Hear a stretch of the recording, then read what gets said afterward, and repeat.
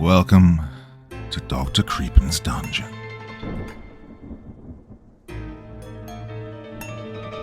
The allure of breaking rules can be complex and varies among individuals and situations. There are many reasons why people might be drawn into breaking rules. Rebellion and independence, seeking thrills, testing limits, or a challenge to authority.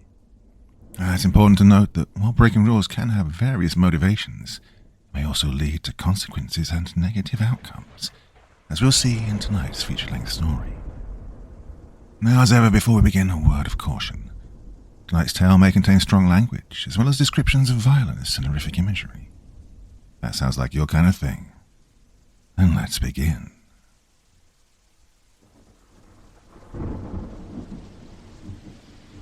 I am a professional rule breaker. Part 1. The Lady of the Village. Thanks to the internet, a lot of people around the world have now become aware of the existence of seemingly irrational rules that come with certain places of cultural or historical importance, local or otherwise.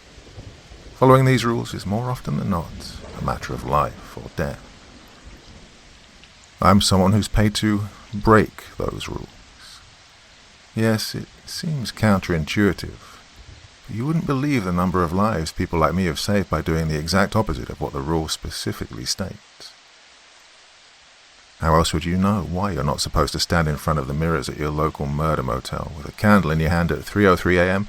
if someone isn't willing to demonstrate the foolishness of doing so? Or why you're supposed to ignore the breathing on your neck while walking past a graveyard after dark? Legends fade with time. The fog of fear starts to dissipate, and suddenly people aren't afraid of the shadows anymore. The scars on our bodies are a warning to those arrogant enough to go against what are pretty much the laws of nature. Now, don't get me wrong, just because we don't usually get killed doesn't mean that we can't, or that you won't. In fact, breaking those rules will absolutely kill you. It's just that we are prepared to take on jobs like these, and that the risk of death is significantly lower for us. Much of my job boils down to identifying the reason behind the existence of these rules, and then to act accordingly. Sometimes they have no supernatural origin, just the concoction of a mischievous mind. They're easy enough to deal with, provided we get to them on time, before the combined fear of the collective conscious breathes life into them and turns a harmless prank into a terrifying legend. But these instances are few and far between, and I mostly end up dealing with rules that have pretty concrete justifications for their existence. By far the most common ones we deal with are a powerful creature that's moved into a significant space and made it their abode, a pack of rabid werewolves in a national park, a banshee in the attic of an old museum, and so on. The rules associated with these places are easy enough to understand. Don't go into the woods on a full moon night. Don't stomp on the stairs at the museum, and so on. While dealing with these creatures, it's our responsibility to ascertain their intentions and tailor our response accordingly. Are they simply surviving side by side with humans, or are they actively hunting innocent people? In this aspect, our work is a lot like that of the forest department. For if it is the former, then the way ahead is to involve the local communities in the preservation of these oddities, because, after all, having evolved these rules for their survival in the first place, they're best equipped to handle something like that. Sometimes we might even help them formulate such rules, like a survival guide. But if it's the latter, then we put those things down like the man-eating lions that they are. Then there are the aberrations in reality that are the hardest to deal with. A black pit on the floor of a cave near a town that sends you to the other side of the world. A swirling mass of dust that erases everything it touches. Rain that reverses aging and turns you into an infant. So on and so forth. The best we can do in these situations is to isolate these aberrations and keep other humans away from them. I don't know what my employers at Acme Corps do with these aberrations, but they're accorded the highest level of security that mankind can offer. So much so that ground-level workers like me are completely unaware of what happens in these mysterious containment zones. Well, I guess the easiest way for me to give you an idea of what my work actually entails would be to try and explain it with an example. I'll go to one of the earliest cases I dealt with while flying solo, one that still haunts my dreams, from back when I was still a rookie and much more prone to injuries. The Lady of the Village. The village was a loose collection of wooden houses nestled in a small elevated clearing in the forest, surrounded by jagged snow-capped peaks. The inhabitants had been haunted for generations by the Lady of the Village, who would saunter out of the woods each night and steal their children whenever she could get their hands on them. As each generation passed, the legend onto the next, rules began to evolve, morphing and then solidifying with some time through a painful process of trial and error, so that by the time I arrived, the rules went something like this. 1. Stay in your homes after it gets dark out. 2. Keep your doors and windows locked. Black out the windows. 3.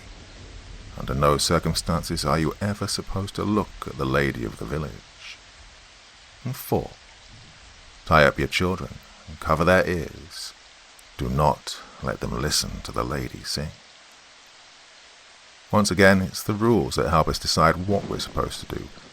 And rule number 4 hinted at the fact that the lady was actively hunting children, making her a threat that needed to be removed. The villagers were naturally hostile to my presence amidst them. The inhabitants of any place that becomes significant are almost never welcoming to outsiders, for fear of having their reality looked at with scorn and not being taken seriously, and the guilt that comes when such ignorance inevitably leads to death. I always keep to myself when on a job, not revealing my true motives because, well, I shouldn't have to tell you how they would react if someone who wants to break their precious rules shows up now, right? I rented the top floor of a small house after I arrived, ignoring the looks of suspicion and malice being shot at me by the villagers. The owner of the house gave me a stern warning about the terror that visits the village. Spittle came flying out from between his tobacco-stained teeth, and his hand shook in fear as he handed me a crumpled piece of paper containing the list of rules. I gave him a sincere smile, picked up my bag, went to my room, and slept. Slipped out of the house at dusk, when the dull orange sun was just beginning to dip beneath the horizon, and daylight was starting to fade. Some of the villagers glared at me as they began shuffling back to their homes, and I waved at them affably. I went up to the edge of the woods and set a couple of cameras in the trees, after looking around to make sure I wasn't being watched. If the lady doesn't like being seen, cameras would not please her at all. Well, the village looked abandoned by the time I returned. My footsteps seemed to echo in the forlorn streets splashed in an orange glow from the lampposts lining the road. "You're too late. You do not respect our traditions," the house owner thundered at me when he saw me coming back. I apologized profusely, flashed a comforting smile at his young son, who was tied to a sofa in front of the fireplace, and climbed back up to my room, ready to further disrespect the village's tradition. I cracked open the door to the balcony, tore up a small horizontal strip of the black tape covering the window, and began waiting for it all to begin, with a shotgun in my lap and a flask of whiskey next to the laptop placed on the table near me. Now, I've never been very good at the waiting part of my job, so it was no surprise to me that I drifted off to sleep after taking a couple of swigs from the flask. It was an alert from my laptop that jolted me out of my sleep. I blinked, rubbed my eyes, and peered at the screen. Sure enough, it was the Lady of the Village, walking out of the woods with a candle in her palm. Her skin was pale, contrasting against her black Victorian-style dress that blended with the darkness surrounding her. Her blood-red lips were moving, like she was singing. She stopped, turned her neck to look at the camera, and winked, making me shudder. It was like she knew where I was. I tightened my grip on my gun for comfort, and glanced at the array of weapons from my bag, splayed out on the bed for reassurance.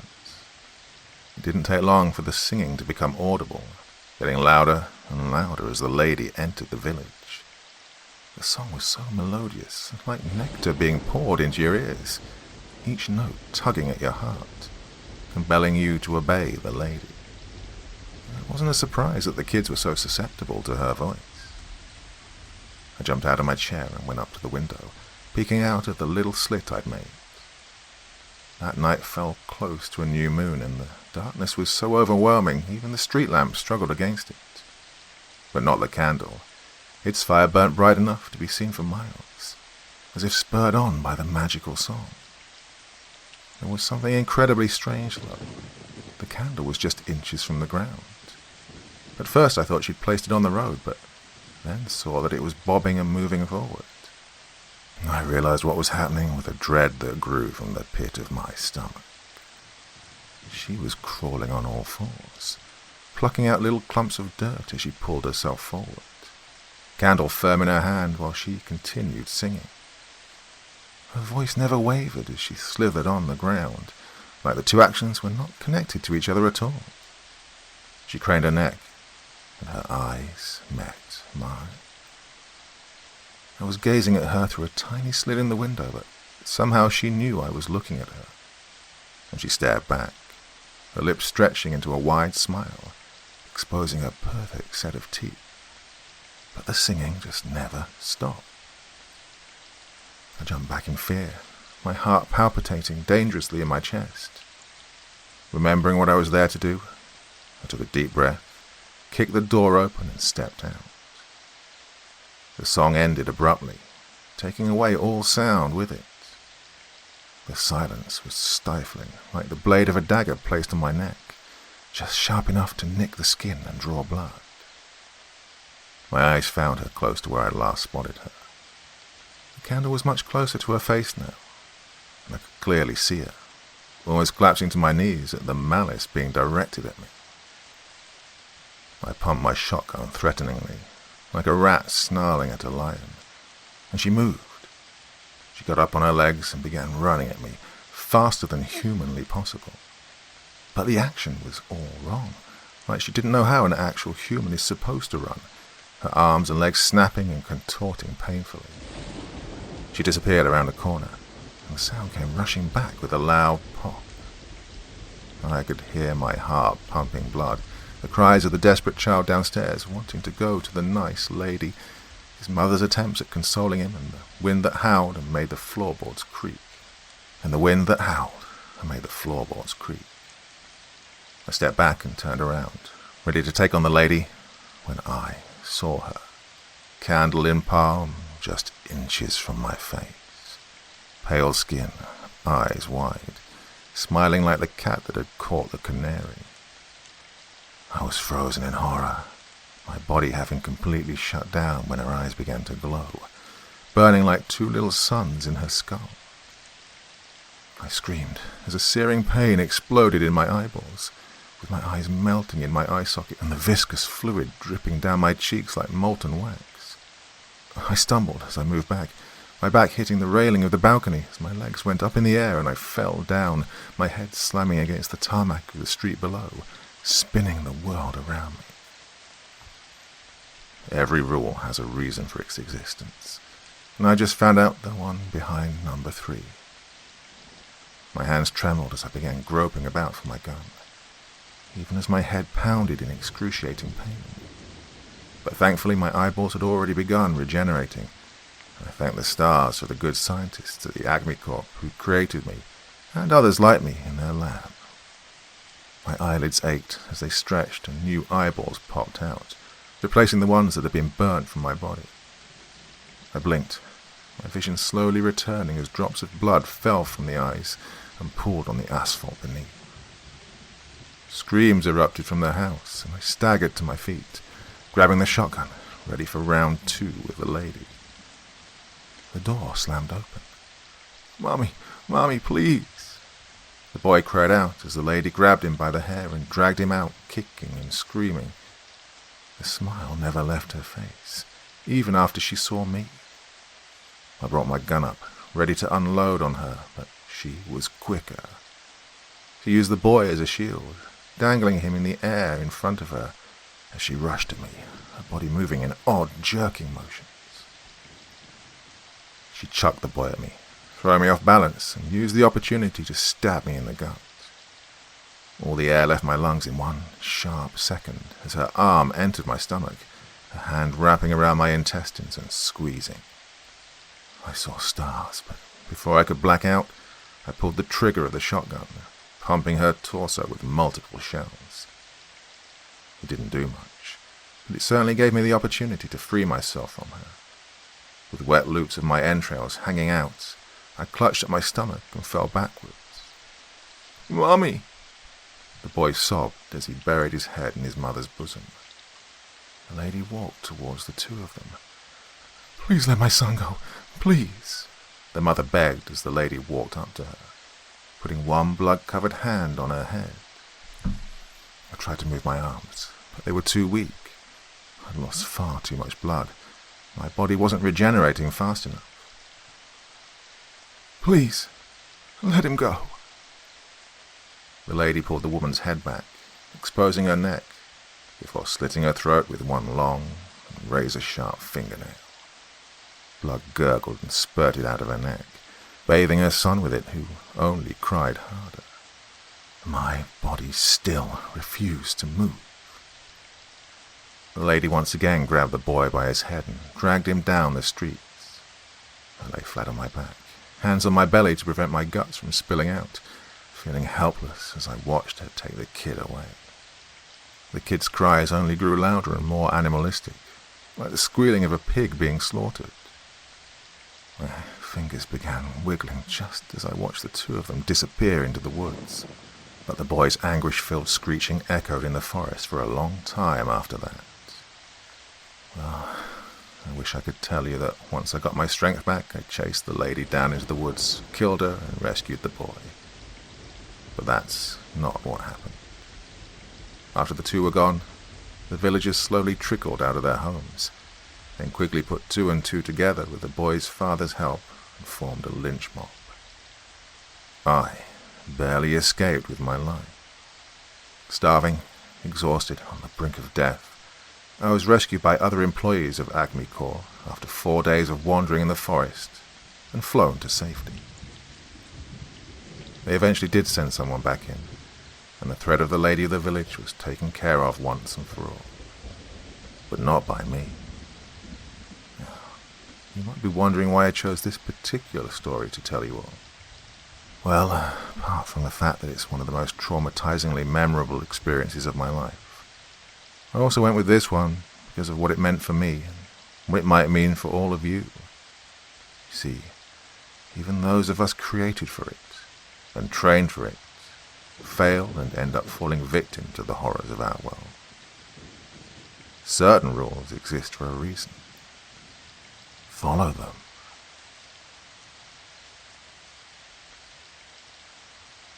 Part 2. The Garden Hill Mimic. I am a professional rule breaker. That is to say, I get paid to break rules that exist to protect the lives of those inhabiting a space significant enough to have them. Think of it as ethical hacking to check the strength of the system in place.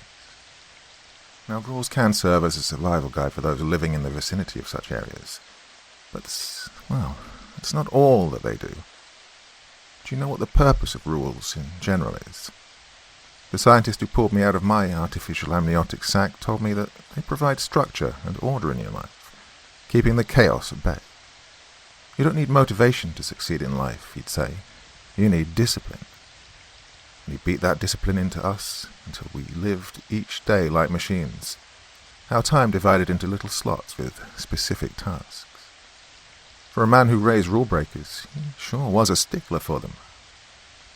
And so it is for the creatures that I deal with. Their existence is deeply intertwined with rules created to keep them in check.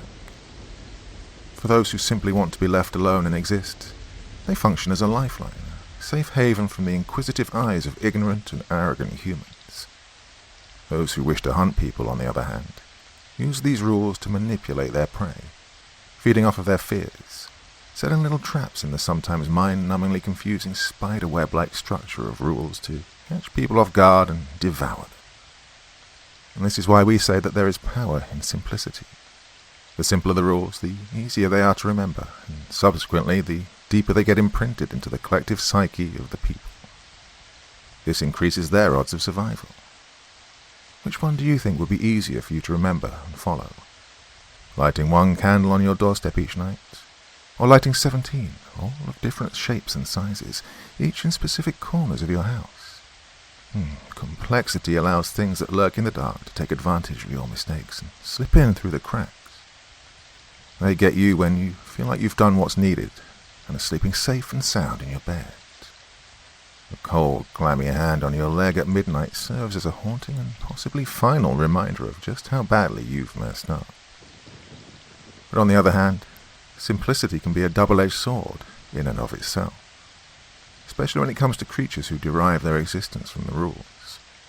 I am, of course, talking about tulpas, a manifestation of the darkness that resides in the collective consciousness. These are things that exist simply because people believe they exist, and the stronger the belief, the more powerful the tulpa. Rules provide a ritualistic aspect to such belief and makes it much harder to contain these creatures.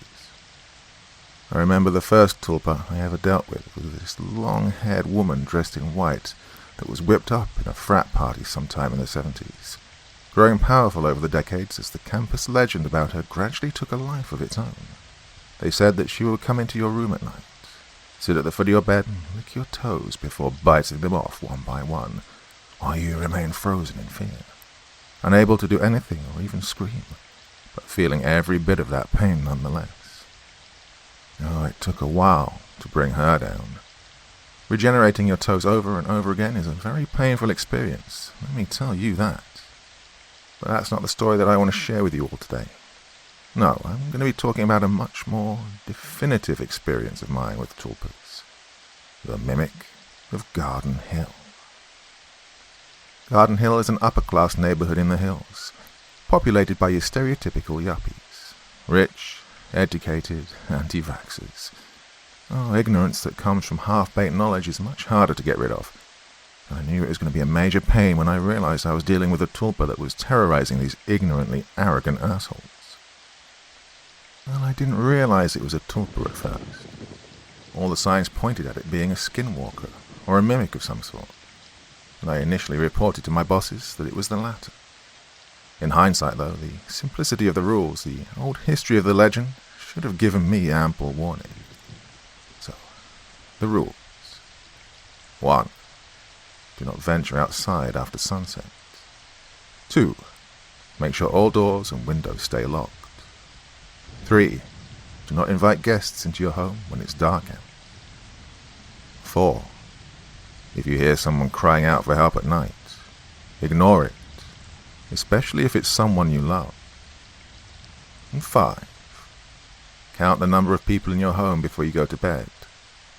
If the numbers aren't what they should be, call 911. I was sent to investigate this case after an Acme Corps executive asked for help. Apparently his son's friend and his family had moved into the neighborhood and had experienced a heartbreaking tragedy soon after. Well, because the orders came from the very top, I was seated before the young man in a matter of days. It looked like all the life had been sucked out of him. Pale, gaunt, with deep circles under his eyes, he sat fidgeting on the spare chair in my motel room and flinched at the slightest of noises. "So, Dylan," I said, easing back into my own chair, "would you like to talk about what happened?" He nodded furiously, beads of sweat collecting on his forehead. Yeah, I recently graduated from college and had come back home for a while to visit my mom before I went off to New York for my new job at an engineering firm. I wanted to see how she'd been doing. I was a little worried, you see. "What were you worried about?" He rubbed his fingernails together. She got married behind my back. I mean, not that she was trying to hide anything from me, but, well, for fuck's sake, I hadn't even met the man. Oh, it all happened so quickly after she moved here. I just felt like she was moving way too fast, so I came here to check up on her, to see whether things were on the up and up or not. "And what happened?" I prompted. Something definitely seemed off about him, he admitted. He looked like a rat, you know. Always alert, eyes darting around, like he was being hunted. And he told me all about the rules, the ones that everyone in town religiously follows. I laughed at him, but then stopped when I realized he was being dead serious. It was so creepy. This grown-ass man talking about some bullshit fairy tale with abject terror on his face. When he saw that I wasn't completely sold on it, he grabbed me by the shoulders and shook me. Said that I had to follow the rules. All of them, or I'll die. And did you? Follow the rules? He shrugged. Kind of. I mean, I didn't really have to. Mom and her husband kept the doors locked, and I moved into the spare bedroom in the basement, so I didn't really have to worry about locking up any windows or anything. And I never heard anyone calling for me at night either. That intrigued me. So, what happened next? He shivered. It was night when it happened. I was asleep on my bed when I woke up with a start, body covered in sweat. My heart was hammering in my chest, and I could feel the hairs standing on the back of my neck. I was so disconcerted. I was terrified, but I didn't know exactly why I was so scared.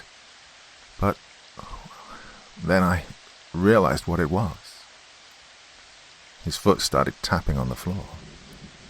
I felt a presence in the room, about the size of a dog, breathing, watching me. I shook my head, closed my eyes, and tried to sleep, telling myself that it wasn't real. It was all just in my head, but that feeling didn't go away. I felt the presence shift. It moved around my room. His breaths were getting shorter, like he was reliving that nightmare. It was at the foot of my bed when I finally said, "Oh, fuck it," and groped around for my phone. I turned on my phone's flashlight and shined it where I'd felt the presence. "What was it?" I whispered. It was... Jesus Christ. It was my mom, crawling on her hands and feet, staring at me wide-eyed with this small, vicious grin on her face. I dropped the phone in fright, and my mom skidded out of the room. I heard her nails scratching the stairs as she rushed up and out of the basement. I didn't get a wink of sleep that night. So weird. Why was she doing it? Was she okay? Did she want to hurt me?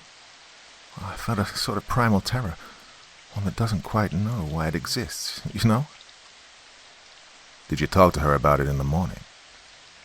He shook his head in disbelief. What? No, are you crazy? I was too terrified to talk, period. I didn't even properly understand what was happening. Had I dreamt it all up? Was it real? If it was real, then why? Why was she doing it? Was she sleepwalking, or did it have something to do with the town's rules? I didn't know. So I chose to spend the day outside, doing odd chores like washing a car, mowing the lawn, watering the plants. I waited for him to continue. I was putting the lawnmower back in the shed when my world came crashing down around me, he said, tears pooling in his eyes. I was looking around for some shears when I noticed this old jar on the shelf, the glass all yellowed up. It was Mom. Her head, that is. Old, preserved like a pickle. That's when I knew. I knew that that thing in the house was not my mom. That I couldn't stay there, not even for one more second. I ran down to my bedroom, packed up some essential stuff, and bolted out of the house, not stopping until I miraculously ran into a police car. Well, the cops knew what had happened, he continued, and that was both terrifying and comforting in itself. They helped me understand that Mom may have broken the rules sometime after her now husband moved in with her, and that's what caused it all. They found him too, you know.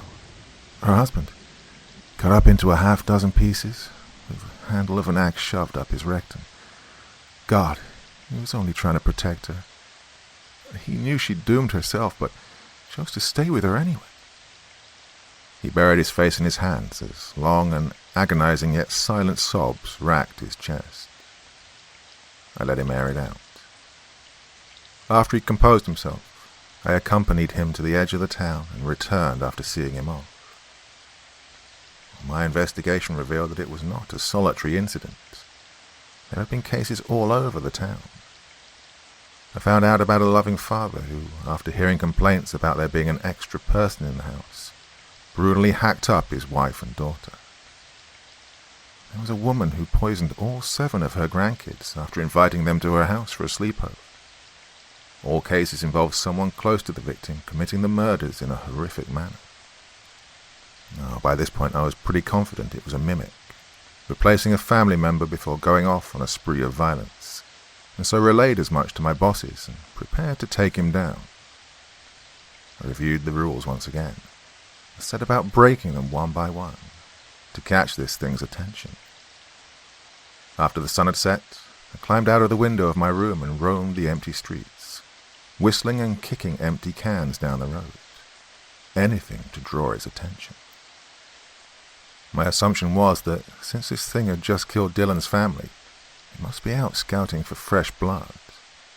I clutched my pistol and continued my acts of provocation. I was right. It didn't take long for it to begin. I spotted something lurking in the shadows out of the corner of my eyes, but it would disappear the instant I turned my neck, even just a little.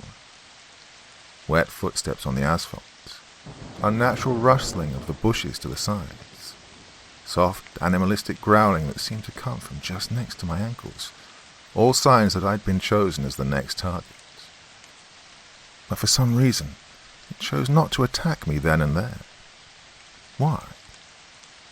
I think it could somehow sense my enhanced nature, and I hoped that it would be interesting enough for him to speed up his feeding cycle. After confirming that the dog had sniffed the bone, I hurried back to my motel room, jogging and weaving my way through the grid-like streets. I climbed back up into my room, made sure that the hemp rope soaked in alcohol, a knife made of pure gold, was somewhere within reach, and began waiting. I could hear the television from a couple of rooms down blaring into the suffocating shroud of darkness, as if the occupant was trying to ignore the terror looming large outside his windows. Well, my window. The thing announced its presence with a piercing screech, one so filled with anguish it would fray the heartstrings of those who didn't know better. Something banged against my window, making it rattle in its hinges. Boom, boom, boom.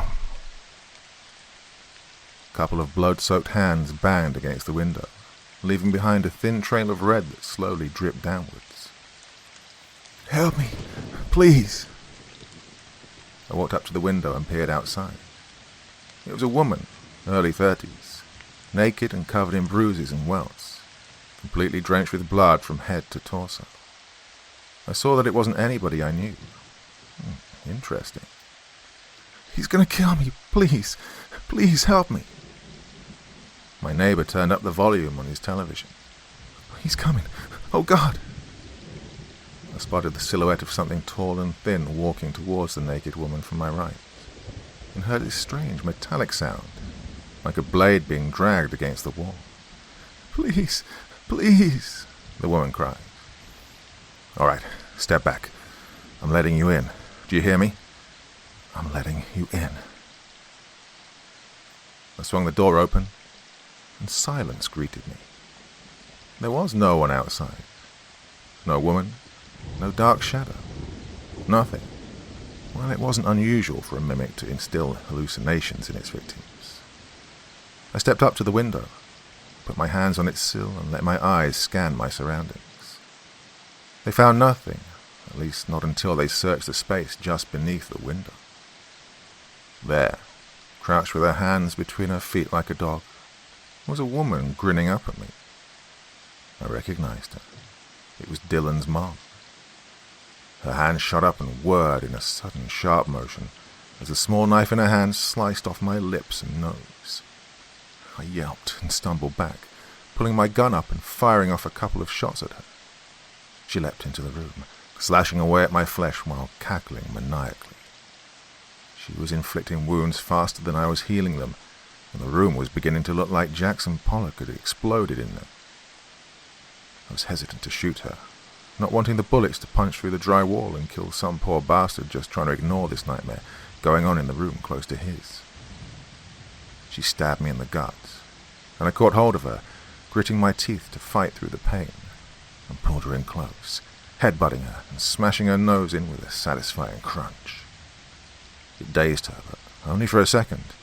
I took full advantage of that and grabbed the golden knife before stabbing her eyes out with it. Thunk, thunk, thunk.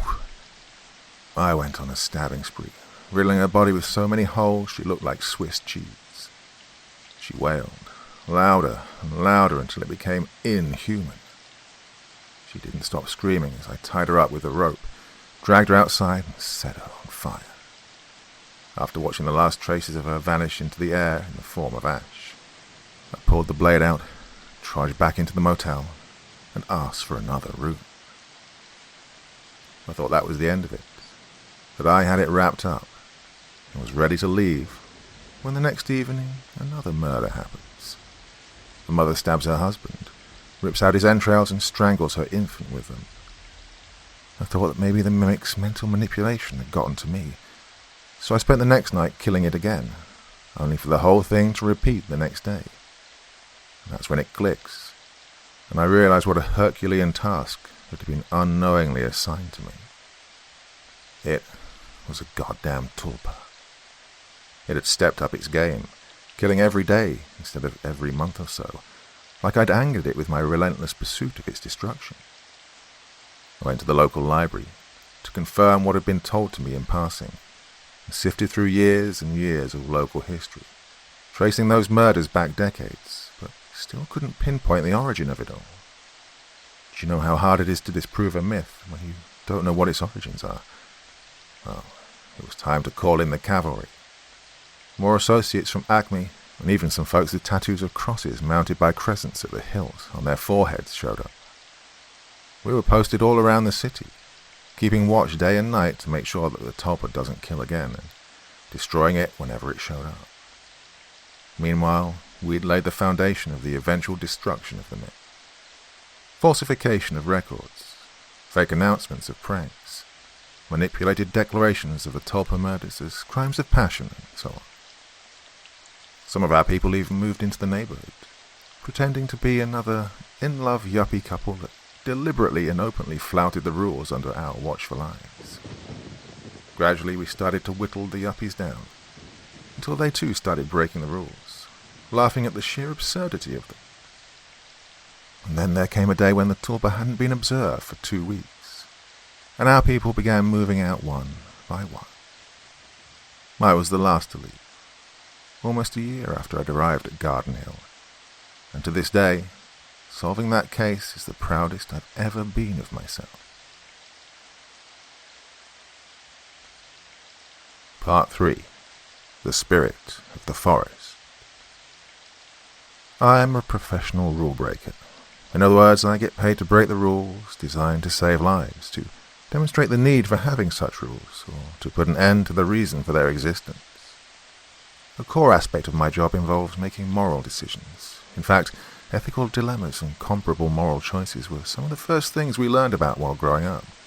See, the good folks at Acme don't just want to reflexively destroy anything that could be classified as supernatural, which is why, when investigating a case, it's my job to deduce whether the entity necessitating the rules is malicious and is actively hunting humans, or is it just trying to survive side by side with them.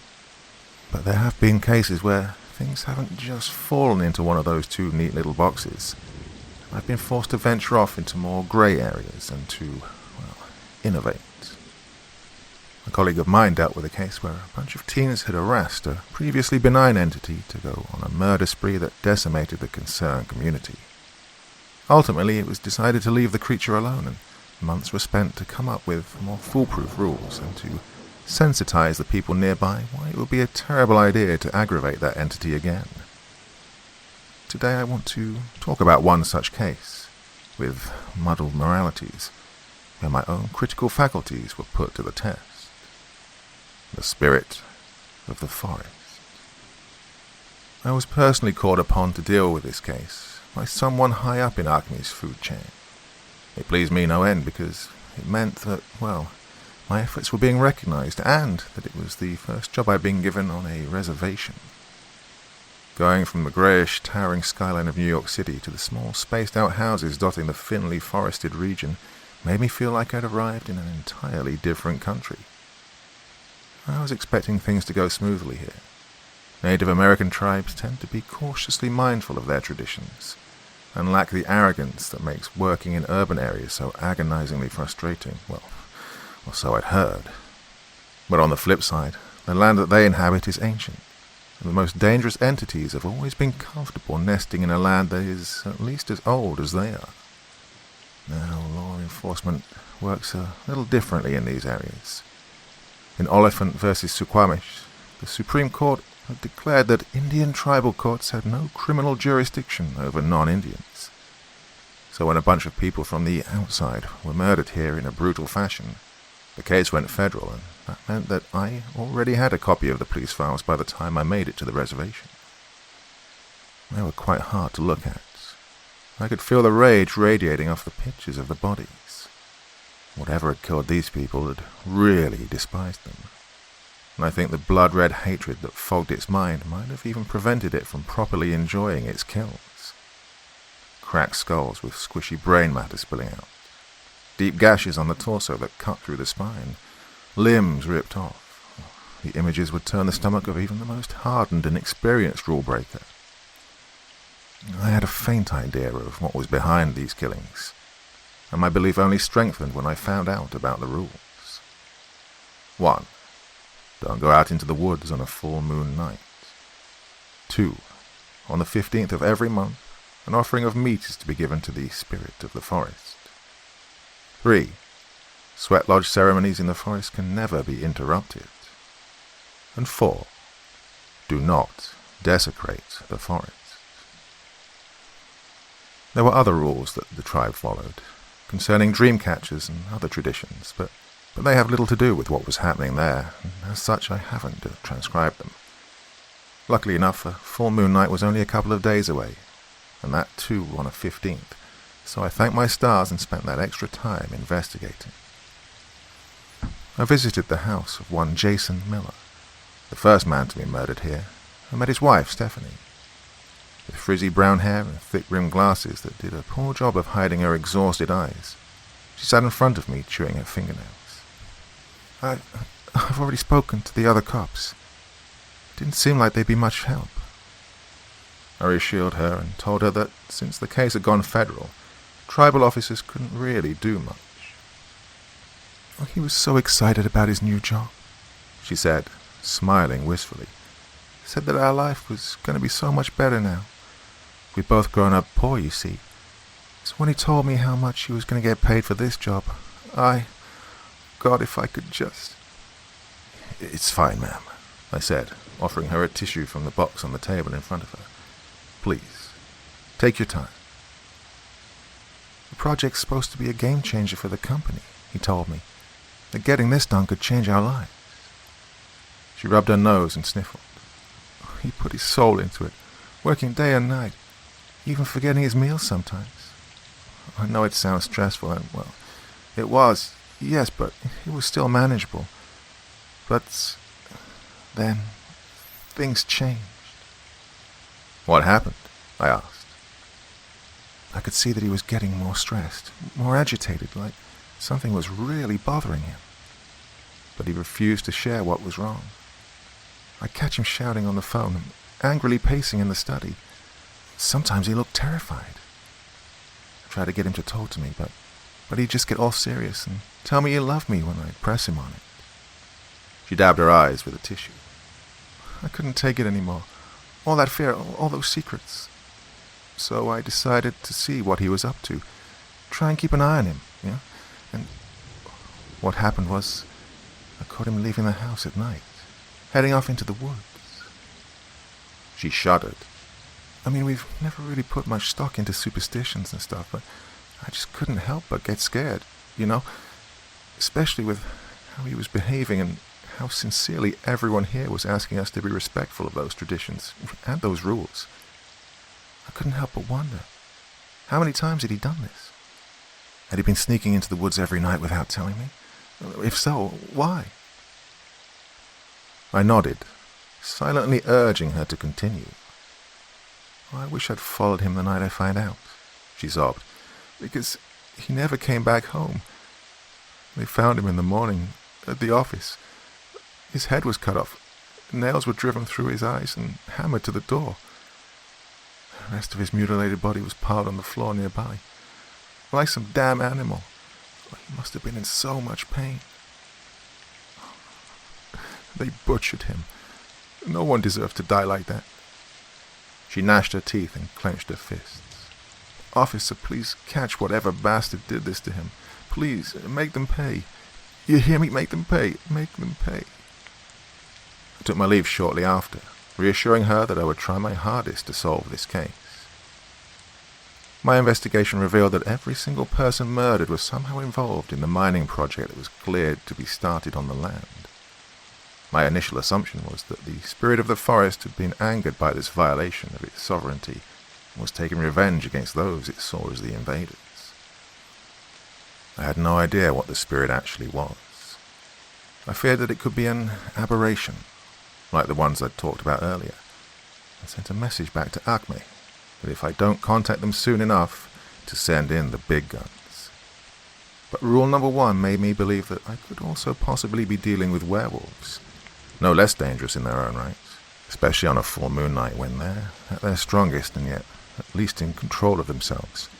But they were still much more manageable than a rip in the space-time continuum that would keep me alive and suspended in a vacuum for all eternity. But then, that alternative came with more questions. If it were werewolves, what was their connection to the spirit of the forest? Assuming that they themselves were not being mistaken as the spirit itself. When the muggy full moon night rolled in, I strolled into the forest, armed with all the equipment I thought I could possibly need. No, I did not take silver bullets, but I did take your average hollow point bullets with silver dust stuffed into them. Cheap, accurate, efficient. The grassy floor was lit up by moonlight, the forest canopy being too thin to fight off the bright light that the moon beamed down on it, and that made it relatively easy to navigate the woods. Having been trained as a tracker, it wasn't all that difficult for me to pick up the signs. Paw prints on the ground, fur on the barks of trees where my quarry had rubbed its body to mark its territory, and a stale stench that lingered in the air. Then I heard the howl, coming from somewhere to the north. I breathed a sigh of relief. I was dealing with a werewolf. I tightened my grip on my Remington and began stalking the errant wolf. Moving so silently, I would have made my trainer proud. It didn't take me long to come close enough to hear it moving around, and as soon as the wolf shifted to my left, heading deeper into the woods, picking up its pace. Was it hunting, or was it fleeing? Had it sensed my presence? As I walked deeper into the forest, I noticed something on the ground, black and shiny. I crouched down to examine it. I saw it was a leather jacket, studded with sequins. It must have transformed somewhere around here, I figured. A blood-curdling howl drew my attention. It was deep and powerful, with murderous intent etched in every discordant note. I was surprised to see that deep within me was an instinct to escape, as if my senses were telling me I was in over my head and needed to get out. The wolf I was stalking must have been far more powerful than I'd realized. 5 more minutes of moving through the forest, and I spotted it. Around 8 feet tall, covered in a coat of shaggy brown fur, and walking on its hind legs with sharp red eyes that glinted like rubies in the moonlight. Crack! I was quick on the draw, but the wolf was quicker, disappearing off into the woods such that my bullet slammed harmlessly into the tree directly behind where its skull had been. I ran after it, to try and get it in my sight, swearing not to miss the next time. Ducking under branches, jumping over fallen logs, I bounded after it, but it always was just outside of my reach, its bushy tail vanishing the instant I'd see it. When I felt it come to a halt, I realized he'd led me to a small and circular clearing in the woods. I pulled my gun up, ready to fire at it, when I had to bite back a laugh as my true predicament finally sunk in. Around me I could see dozens of its packmates slithering out of the trees, fangs bared menacingly. I was a fool. I wasn't the hunter. I was the hunted. The wolf I'd been chasing was herding me, allowing the others to stay just upwind of me and slowly surround me, their hunt ending here in this small open space where they could move around freely. Impressive.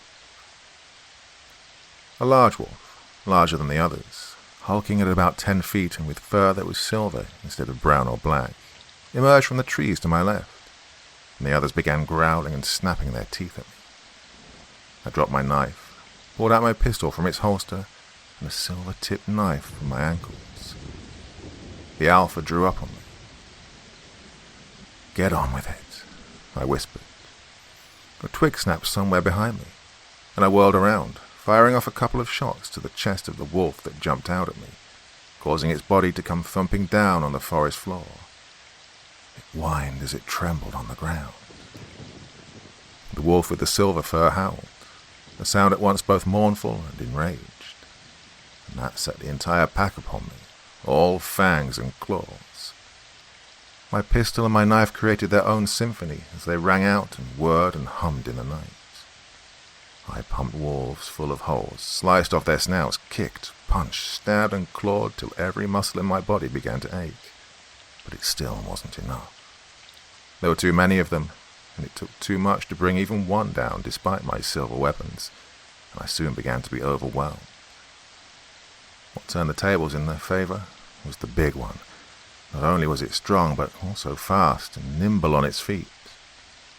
The fight was over when it bit my right arm off at the elbow, and the last thing I remember before blacking out were the wolves howling as they feasted on my flesh, their fur soaked and matted with blood, both mine and theirs.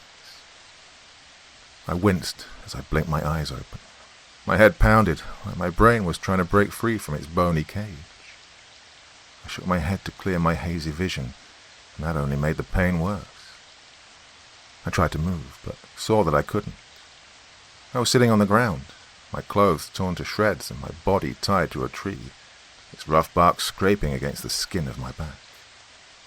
"Oh, look, he's alive." I craned my neck, biting my lip to ignore the pain, and noticed that I was still near the clearing, which was now populated by naked men and women who were building a fire in the middle. "No thanks to you, I'd say," I replied to the naked man smiling down at me, his long brownish hair falling down over his shoulder. I noticed that above the fire, suspended between two sticks, was a human leg. I recognized the shoe on the ground near the fire. "Please tell me you're not going to eat that," I remarked after seeing the stones tied to my amputated legs, preventing them from regenerating. He laughed heartily. "No, it's not for us. It's for the spirit, an offering. I'm sure someone like you must have heard about it." "Today's the 15th, I remarked, "and well, I am meat." "That you are," came a voice from somewhere near the fire. It was a woman, young, with long white hair covering her breasts. She got up and walked towards us. "It's a small price to pay for how badly you fucked us up, isn't it?" I scanned my surroundings and saw that quite a few of them were nursing wounds. Bullet holes, facial injuries, stab wounds and lacerations that sizzled as they healed painfully slowly. I grinned. That silver really did a number on you, eh? "He has a sense of humor, doesn't he?" the man said, addressing the white-haired woman, who I assumed was the big wolf that tore me apart. "I almost don't want to kill him anymore." "I'm glad to hear that. I almost don't want to die either," I replied, and he laughed harder. "No one will die tonight," the woman said. "No one has to, right? We just want to talk." I snorted. "You have a funny way of showing that. Normally when someone wants to talk, they just, talk." The man chuckled. "We all enjoy a good hunt, don't we? Certainly helps the pack calm down on a night like this. And you look like you can handle it." I rolled my eyes. No sense in searching for logic when it comes to a werewolf. "So, why am I still alive? What do you want to talk about?" "The mining project," the woman frowned. "That project's gonna ruin everything. Hundreds of our people dead, our rivers poisoned, our forests destroyed, the air turned unbreathable. I will not allow it." "You don't know that," I replied. "There are plenty of such projects that could be—" She cut me off. "I know. I know because the spirit that dwells within these woods have shown me." Her eyes turned milky white and began to bleed. "Oh, it's promised vengeance on all those who wrong it, and those that fail in their duty to protect it." She wiped the little droplets of blood off her cheeks. "We need to put an end to all that. We need your help to do it." "Help? With what? Murdering innocent civilians like Jason Miller?" I asked. "No thanks. Jason Miller was no civilian," the man snapped. "He desecrated this forest, and we showed him his place. We'd warned him many times, but he refused to back off. Better us than the spirit." "Chayton," the woman said, her voice tinged with a note of warning. "What? It's true. He planned to set the forest on fire to speed things up with the government clearances, and he paid dearly for it. That doesn't mean that we reveal everything to outsiders." He shrugged. "Wait. Why do you need my help in the first place?" I asked. "Surely big bad wolves like yourselves can take care of some corrupt government officials." "Not when they're backed by someone high up in Acme Corp," the loner replied. Benjamin Hawk was the right-hand man of someone who was a member of the board of directors of Acme. Using his power and privilege, he'd bought off officials to clear a very lucrative and highly destructive mining project in the reservation. It wasn't the first time he'd done this, but it was definitely going to be the last. Alona and her wolves had, from anonymous sources, received enough evidence to sway me over to their side, convincing me to go up against someone who was a very core member of Acme, albeit one who'd gone rogue and was potentially a liability to the company. Child labor, industrial disasters that arose from intentional negligence and killed thousands, numerous violations of environmental laws. The guy was a real piece of shit. Not surprising for someone in his position, but sadly for him, he'd been caught doing it. I took the evidence to the executive at Acme who sent me on this job, and he got me the order to take Hawk out after poring over the files, and going to his bosses with it. It solved my case, saved the bosses some major pain and embarrassment, and came as a huge relief to the wolves, who, with the consent of the company, would continue to act as guardians of the forest and safekeepers of the rules. Was all of it morally dubious? Yes. That's why I stood in front of Hawk's apartment building wearing blue overalls with a clip in my hand, and with Alona and some of her wolves by my side. "They're not exactly trying to blend in, are they?" Alona asked, nodding at the men in black suits manning the entrance to the building. "Par for the course," I replied. "Now don't come up until I give the signal." She nodded. "Thank you, Brian. We appreciate your help." 3 minutes later, I stood in front of Benjamin Hawk's apartment, knocking on the door. "Who's there?" he asked, as he cracked the door open and popped his bald head out. I smiled. He really was here. "I work for Cass's Glass. Here to replace your windows." Having gotten my signal, I knew the wolves would now begin taking out Hawk's security. "It's a brand new building."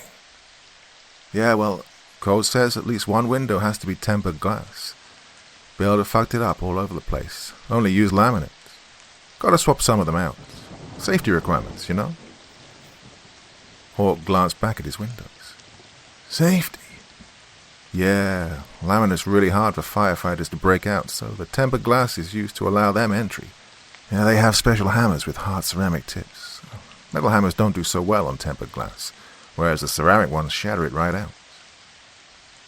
I could see Alona coming up the stairs. Damn, that was quick. "Oh, didn't know that," Hawk replied. Alona stripped off and transformed. "Yeah, nobody does." I laughed. "Some criminals figured out the ceramic thing, though. Break the ceramic off spark plugs to bust out the side windows on cars. Call them ninja rocks. Hilarious, right?" "Wow, that's actually quite interesting. Hey, want to see something else really cool?" I stepped aside and Hawk gawped at the big bad werewolf standing on his doorstep. Shouldn't have been so greedy, Hawk," I said as Alona's fangs neared his jaw. Wait, wait. He gasped, sweat pouring down his brow. This is about the mining project, isn't it? Oh, jeez, look, I'll cancel it. I'll call it off. I'll walk away from this. Please, don't kill me. She, kind of doesn't have a choice, I remarked. The spirit is a hard taskmaster. What? He asked, confused. Wait, I'll give you money. I'll give you so much freaking money you can buy another damn reservation. Alona growled. Ooh, I commented. Bad choice. You can't, he cried. You can't kill me. Do you even know who I am? Do you know what the company will do if the bosses find out about this? I come with their blessings, Hawk. He looked down at me like I'd grown two heads. What? They sold me out? After everything I've done for... He was cut off by Alona, who ripped his throat out. I turned around and walked away, not wanting to subject myself to the savagery that I'd come so close to going through myself. With a job well done and a promise to get together again for another hunt, I said goodbye to Alona and her wolves. Later I'd come to regret not hearing the man talk about his dealings with the company, but his last words had definitely planted seeds of something that grew to take over my mind in the future. Who gave the wolves the evidence regarding Benjamin Hawk? Was it someone from the company, trying to weaken Hawk's boss? Or was it someone from the outside? Couldn't be anyone from the company, right? Why would they risk the good name of Acme being sullied in public when they could have easily handled something like this internally? Oh, then that meant it was an outsider, trying to weaken the company itself. But why did the board of directors not react more appropriately? News like there being an enemy powerful enough to know secrets like these would have shaken the foundation of the company, yet it was treated so normally, like they were already aware of someone working against the company. I had so many questions buzzing around in my head that they gave me many headaches and sleepless nights, till I decided I wanted nothing to do with politics of this level, and so went to sleep. That was good because I had come very close to breaking the cardinal rule. Never question the company.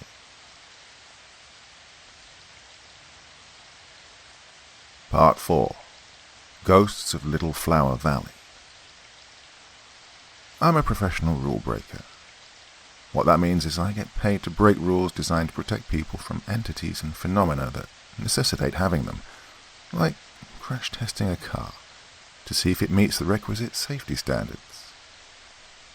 If someone were to ask me what the best thing about this job is, I'd have to say it's the freedom to make my choices. Growing up, I had to follow a strict training regimen, with each waking moment of my life used to craft me into a better tool for my employers at Acme Corps. So you can imagine what finally being sent out to the world with control over my life and the freedom to carve my own path actually meant for me. Investigating a case, deciding whether the entity that the rules are created around is malicious or not, choosing the best course of action.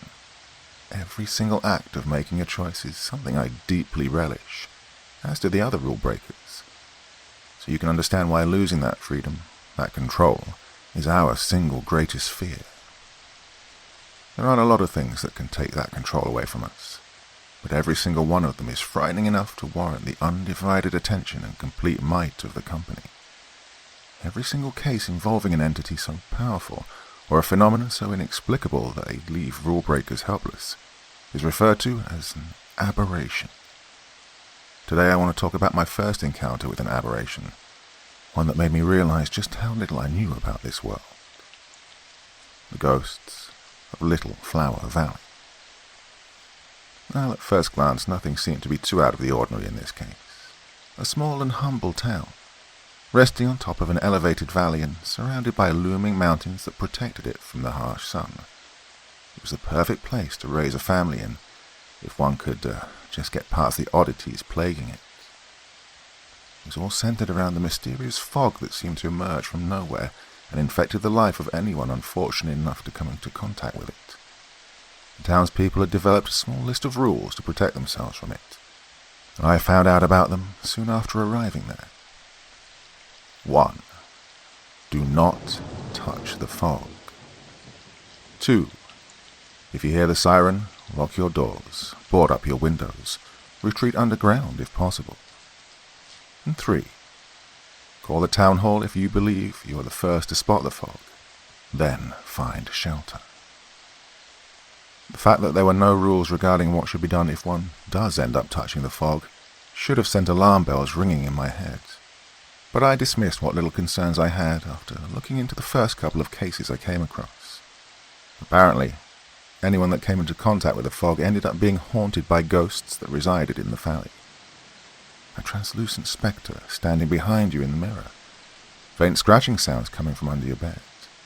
The sound of wet footsteps behind you in the shower. Someone just standing in a corner of your house while you walk past them. It's all fairly typical of your average hauntings. But there were a couple of things that piqued my interest.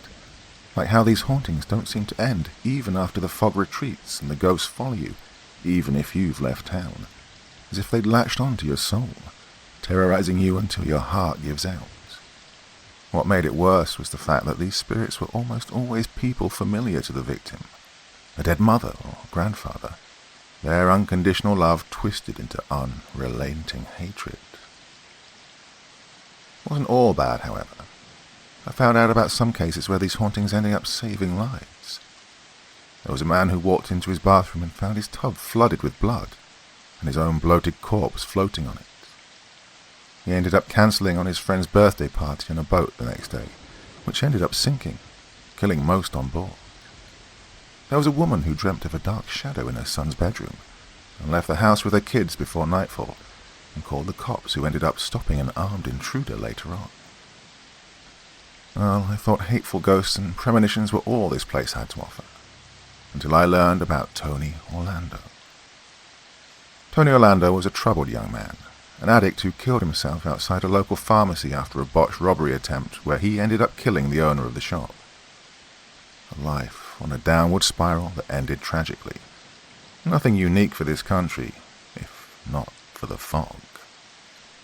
I met his father at his house, sifting through his son's stuff, which cluttered the living room while trying to drown his pain in beer and cigarettes. It's all my fault, you know, he slurred. My fault my boy's dead. My fault that my wife's left me, that she hates me too much to even look at my face. He slumped against the sofa, taking short puffs from his cigarette while coughing and sobbing. I waited in silence for him to continue. I was the one who insisted on moving here, he said. I was the one who laughed at the neighbors when they warned us, told us about the rules. My wife, God bless her, she tried. She tried to follow their instructions, even in the face of my condescension. She fought with me until I agreed to hide from the fog if it ever comes. He flicked ash off the end of his cigarette, and it fell on a picture of his son.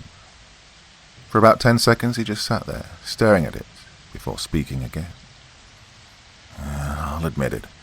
I did get scared when I first heard the siren. It was so loud, it boomed, flooding the valley with terror.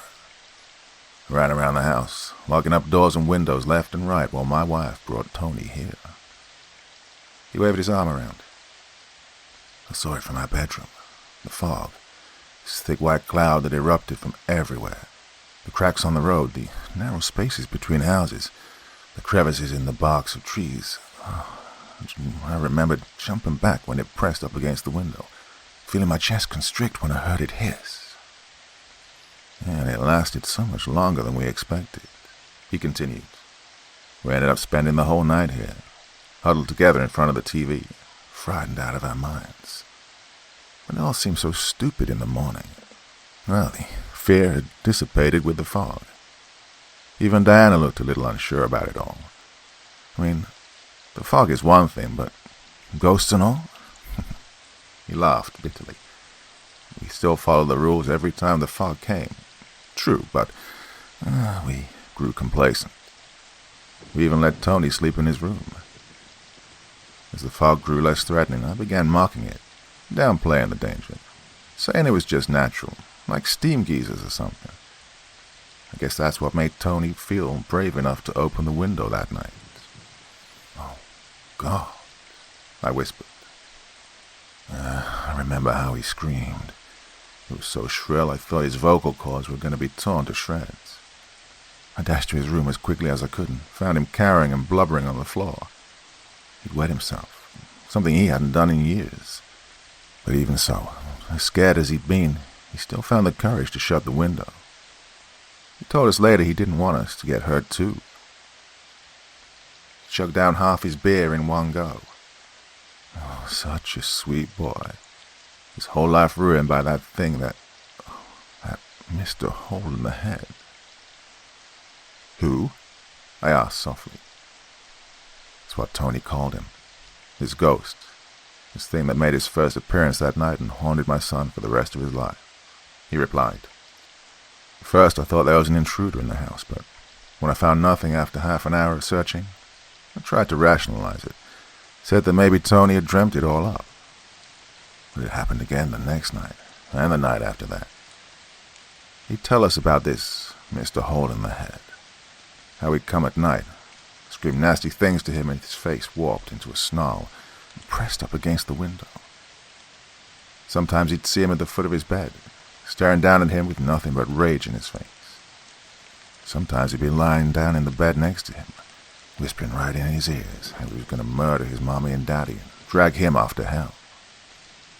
It was almost every night that Tony would run into our bedroom, screaming and crying about the man with the circular hole in his head. Every night I'd get up, go see. His hands began trembling. Oh, but I never saw him. Not ever. Maybe that's the nature of this curse. But I could sense it. Deep in my bones I could feel that something was terribly wrong. That there was someone else in his room. He wiped small beads of sweat off his forehead. We couldn't help him. That killed us on the inside. Destroyed our marriage. Diana blamed me. Said that I was responsible for bringing this thing into our lives. And I couldn't blame her. God, I felt so helpless. Night after night, the same thing, over and over. Over and over. I just wanted it to end. What did you do? I asked. He stuttered. I nudged him to try and deal with it on his own. Told him if he sees Mr. Hole in the Head again, just sleep through it. He wasn't real, that if he just didn't think about him, he'd go away. Wow. I just didn't know what to do, he stated. We started therapy, sent him away to his grandparents' house for the summer. Nothing worked. The nighttime visits continued no matter where he was. As he grew up, he withdrew into himself. He was a shell of the boy that we'd known. The light was gone from his eyes. He was failing most of his classes. No friends, no life. Stuck with frustrated parents. Well, he took drugs to escape reality. He got addicted to prescription drugs he bought off some dealer. I had a huge fight with him when I found out he'd been taking them. He fumed with rage. Told me he had no other option because his parents had abandoned him to the ghost, to Mr. Hole in the Head. He left the house after our fight and never spoke to us again.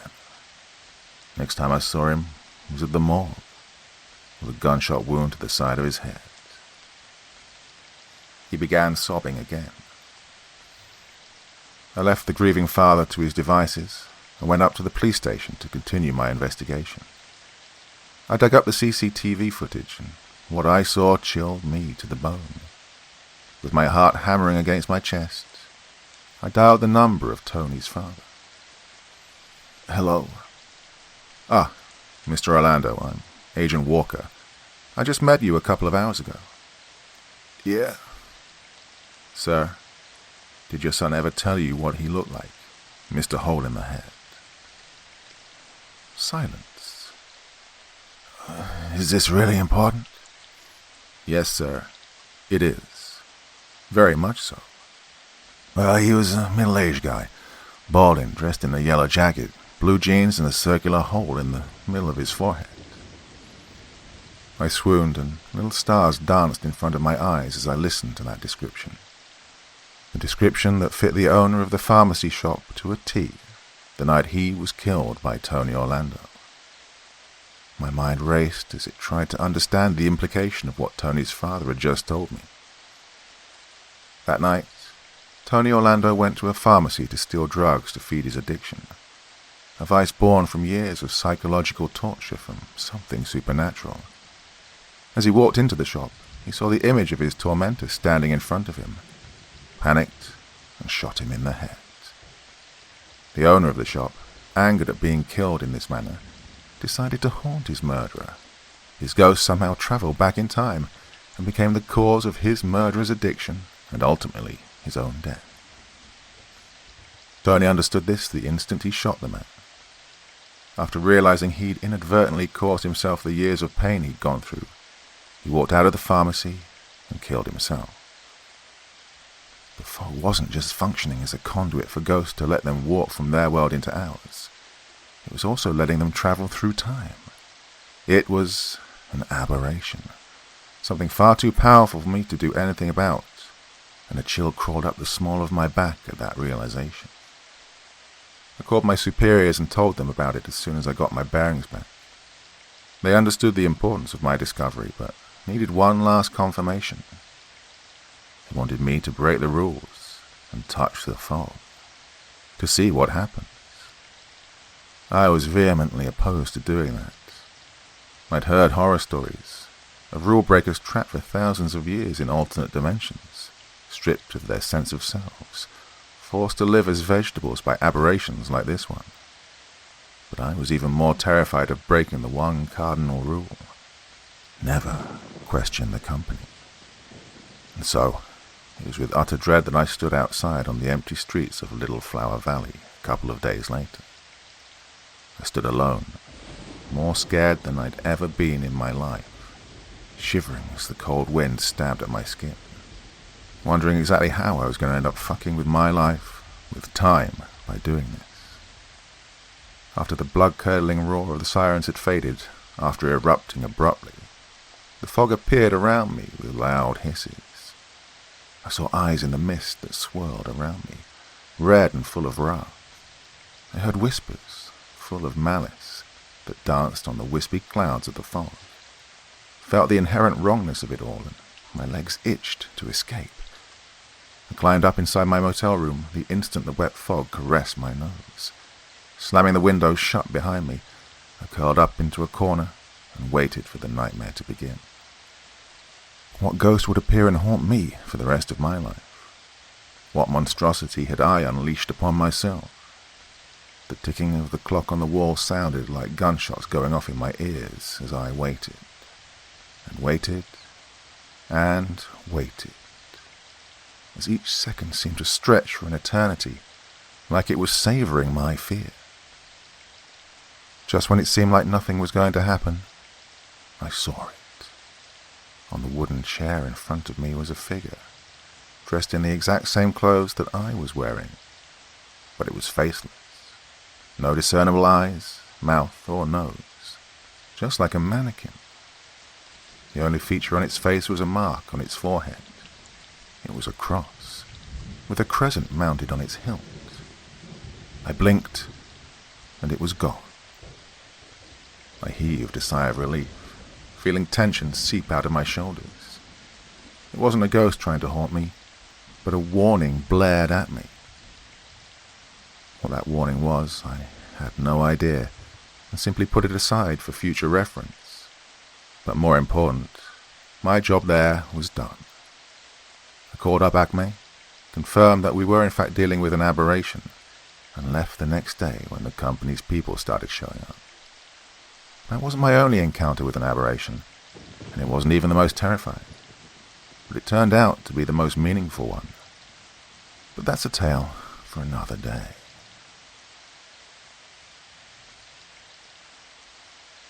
Part 5. The Black Pit.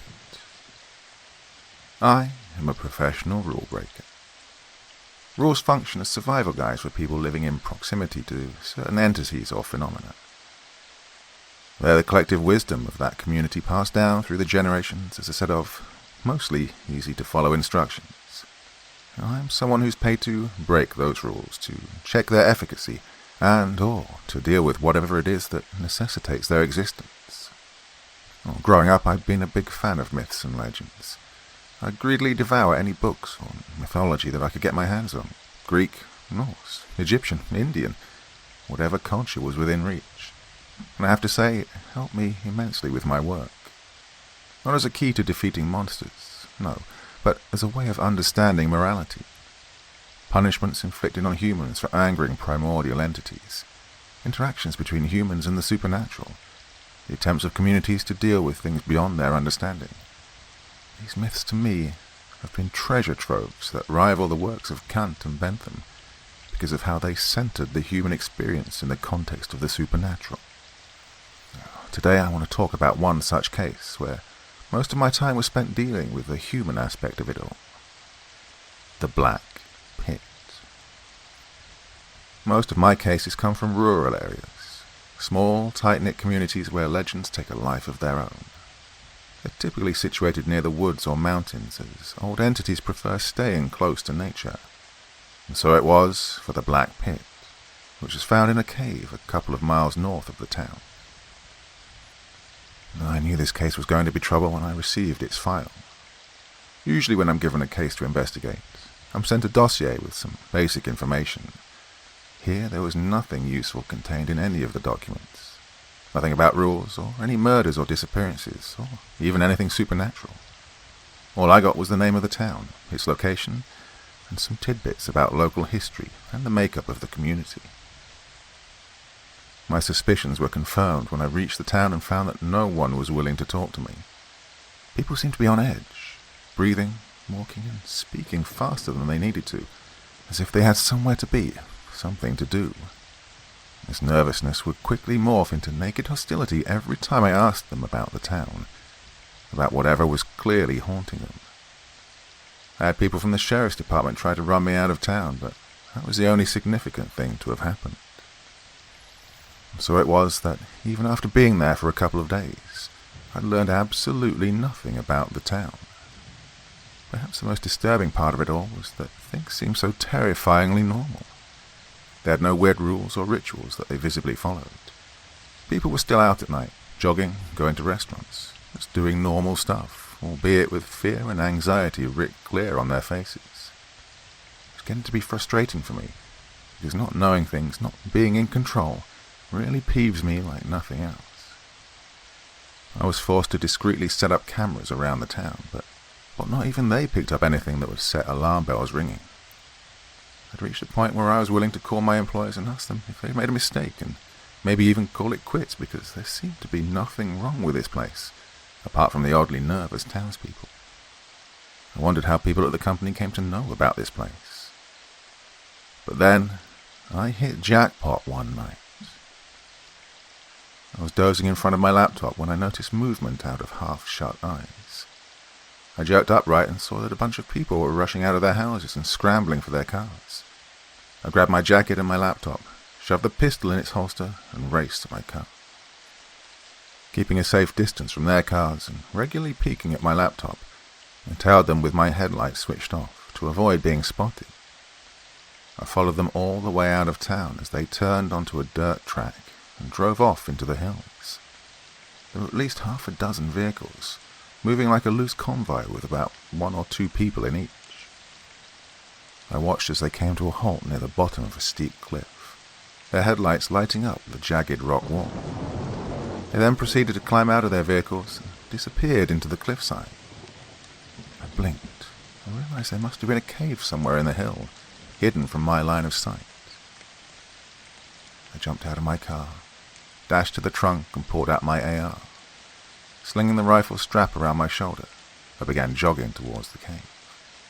The entrance was small, with there being just enough space for 4 people to walk side by side. As I stepped in, I noticed that the cave took a sharp left turn before descending at a gentle incline. I could hear sounds of footsteps and agitated conversations drifting up towards me, so I slowed down, not wanting to suddenly come up on them and potentially get into a fight. After walking down the curving path for about 15 minutes, I turned right and reached a cavernous chamber with a hole in the floor at the center.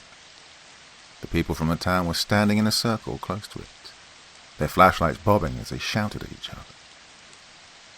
I ducked left and hid behind a pillar, and strained my ears to understand their echoing voices. "Hurry up, Morgan. We gotta get this done quick." I poked my head out and saw that the group's attention was focused on two people amongst them. Two men with about 30 years of age gap between them. The younger of the two replied, I know. Let me just say goodbye to my dad." "You should have already done that. We don't have time to fuck around." "Just give me a minute here." "Hurry up, 'cause if you can't do it, I will." "I will. All right. Just give us some frickin' privacy." And with that, the group split up, and most of them began shuffling back the way they'd come, leaving behind the father and son duo. I shifted away from the entrance to avoid being seen by those leaving the cave. The two who were there began speaking when they felt they had enough privacy to do so. "It's okay, son. This has to be done." The father put his hands on his son's shoulders to comfort him. "Dad," the son's voice cracked. "No, I can't do this." "You have to," the father replied, with a hint of admonishment in his tone. "For our family, for the town, it has to be done." The son sobbed. "I've lived a good life, son. No regrets. Now I just want to be with your mother. Understand?" The son nodded, wiping tears off his face. "Attaboy." The son opened the zip of his jacket, put his hand in and pulled out a pistol. "I love you, Dad." He pressed the gun against his father's chest. "I love you too, son." I switched on the flashlight mounted beneath the barrel of my gun, stepped out from my hiding spot, and walked towards the two. "Drop your weapon, or I will fire on you." The son jumped, startled, and whirled around to look at me.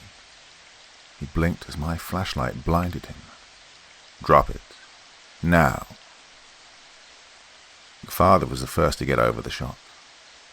"Who's that? Is that you, Rick? What are you doing here? I told you we'd get it done." "Drop the fucking gun," I warned again. The son started to bring his pistol up, so I shot him in the leg. The gunshot rang deafeningly loud, causing the father to cover his ears with his hands. But the son dropped the gun and collapsed with a grunt. The father cried out in horror and moved towards his son, so I put a bullet in his leg too for good measure. The two didn't resist much as I dragged them into a corner, choosing instead to spend their energy moaning in pain. I waited for them to get used to it. "So you guys mind telling me what the fuck you're doing here?" "Who are you?" the father demanded, gritting his teeth and pressing down on the wound in his leg. I clicked my tongue. "I'm the one asking the questions here. Again, what are you doing here?" He ignored my question. "You're the outsider, ain't you? Why did you stop us? Do you even know what you've done? Do you have any idea what'll happen if we don't do what we need to do?" "Dad," the son groaned. "No, I don't," I replied. "But I really want to know. So why don't you tell me?" He glared at me hatefully. "Well, get on with it." I prodded him. "Or do you not understand the situation you're in right now?" I pointed my rifle. "We're not supposed to tell you anything." "I'm sure breaking that promise is better than watching your son's head get blown the fuck out right in front of you, isn't it?" He snarled at me, but after taking a couple of seconds to calm himself down, he told me the story. And that's how I found out about the Black Pit and the one rule associated with it. Apparently, the little dark hole behind me housed a powerful primordial entity, and people from this town had been sacrificing one of their own every month for years and feeding it the corpse to sate its greed. And failure to do so on a night like this one would inevitably lead to death and destruction, as would any attempts to run from it all. In fact, the father here had killed his wife and his own father to placate the monstrosity, and now his son was going to continue that fucked up tradition. Well, not if I had anything to say about it. I was at a crossroads. I had to quickly take a decision on how to proceed from there on. The people outside may have thought of the gunshots and the screams as parts of the sacrifice, but they were bound to get suspicious if the sun didn't go outside. I thought that maybe I could drag these two away from here, but no, that wasn't feasible. Those on the outside could easily catch up to us, or worse comes to worst, they could just sacrifice someone else. No, if I wanted to break the rule, I had to make sure no one died and fell into the pit that night. I decided to make a stand in the cave itself. After muttering a heartfelt apology to the two, I shot them in their good legs, applied makeshift first aid, and tied them up with belts and torn t-shirts, and prayed that the blood loss doesn't kill them before the night was over. The father said that the one killed had to be tossed into the pit to complete the sacrifice, but I wasn't willing to take that chance. Sweat poured down my forehead and my heart pounded in my chest. Every second wasted there was a second that allowed doubt and suspicion to develop in the minds of the others. I did not want to get caught with my pants down in that open space. The narrow cave entrance provided the best opportunity to hold them back. Compounding all that was the fear of the pit itself. What in the hell was I going to unleash by breaking that rule? Could it be another aberration? Was I ready to take care of whatever crawled out of that hole, angry and hungry? I didn't even have the time to think that maybe I'd made the wrong decision, that maybe I should have just called for backup and waited this out. Things had progressed at a pace much faster than I was comfortable with. Damn it, I thought. No sense in doubting myself in the middle of all that. After stealing the son's weapon, I bolted towards the entrance and found that my suspicions were indeed correct. They were beginning to move back inside. I took cover behind the wall as it turned left, took a deep breath, popped out and shot the first one in the kneecap. He screamed as blood exploded from his knee and went down, causing the others around him to shout in shock. I fired again, catching a couple more in the legs and shoulders. Thankfully, I'd been doing this long enough to know how to avoid lethal wounds. "What the fuck, Morgan? What do you think you're doing?" I shot at the one who screamed at me, the bullet whistling past his thigh. The one with the busted kneecap crawled out of my line of sight, allowing me to put some more suppressing fire down. It didn't take them long to regroup. I was soon dealing with bullets flying past my head and slamming into the cave wall behind me, showering me with debris. A horrible thought crossed my mind, and I saw the cave's roof collapsing in on me, trapping me inside. I shook my head and focused on the positives. I had geographical advantage. I just had to hold them off until the time limit of the sacrifice ended, and the monster crawled out of the hole to find me, without ammunition, surrounded by angry townspeople. I laughed at my seemingly hopeless predicament, and fired again, taking care not to waste my shots. So our night-long standoff began. I'd always heard of shootouts that lasted for hours, but this was my first time experiencing it. Thankfully, they were far less experienced than I was, and soon I was only dealing with a couple of them, the others having been wounded long ago. But then reinforcements showed up, and I fought them off too. I had to admire their tenacity. Even after seeing most of their people get injured, they continued to fight, firing until the gunshots made my ears ring. They tried many tricks as the night went on. Tried to blind me with the headlights of their cars, but I shot them off. Got the sheriff to try and reason with me as one of them snuck up on me. A bullet to the hip cut that shit off pretty quick. I was thirsty, hungry and exhausted. My brain was hammering against my skull. I was low on ammo and things seemed hopeless when I saw the first splash of blue and orange in the distance. The sun was coming up, and my heart began to race once again. What entity was going to come out? How many people was it going to kill?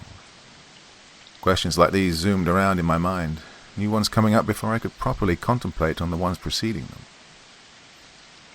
But the fighting never stopped, even as morning arrived proper, revealing a scene of shattered windshields, spattered with blood and broken but conscious bodies lying on the ground. They hadn't even bothered with evacuating the wounded. But nothing happened.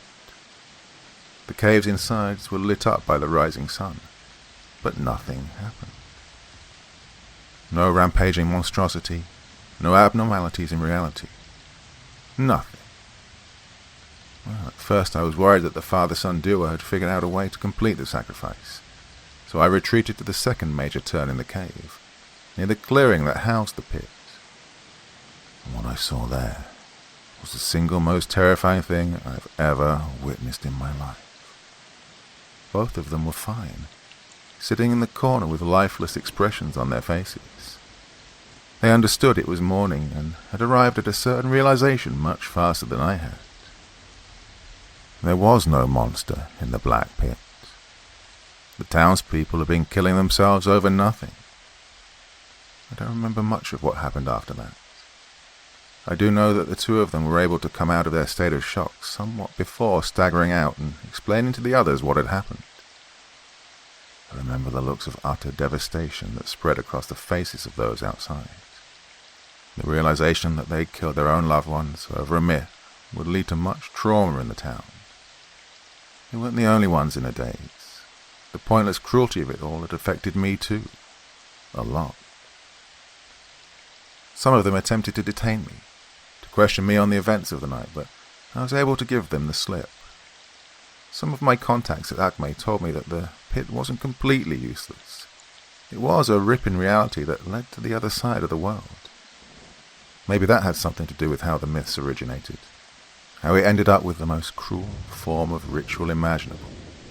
I don't know. It's not something I like to particularly think about. I often wonder about my actions that night, wonder if I'd done the right thing. Maybe sometimes the worst thing you can do is open Pandora's box and find it completely empty.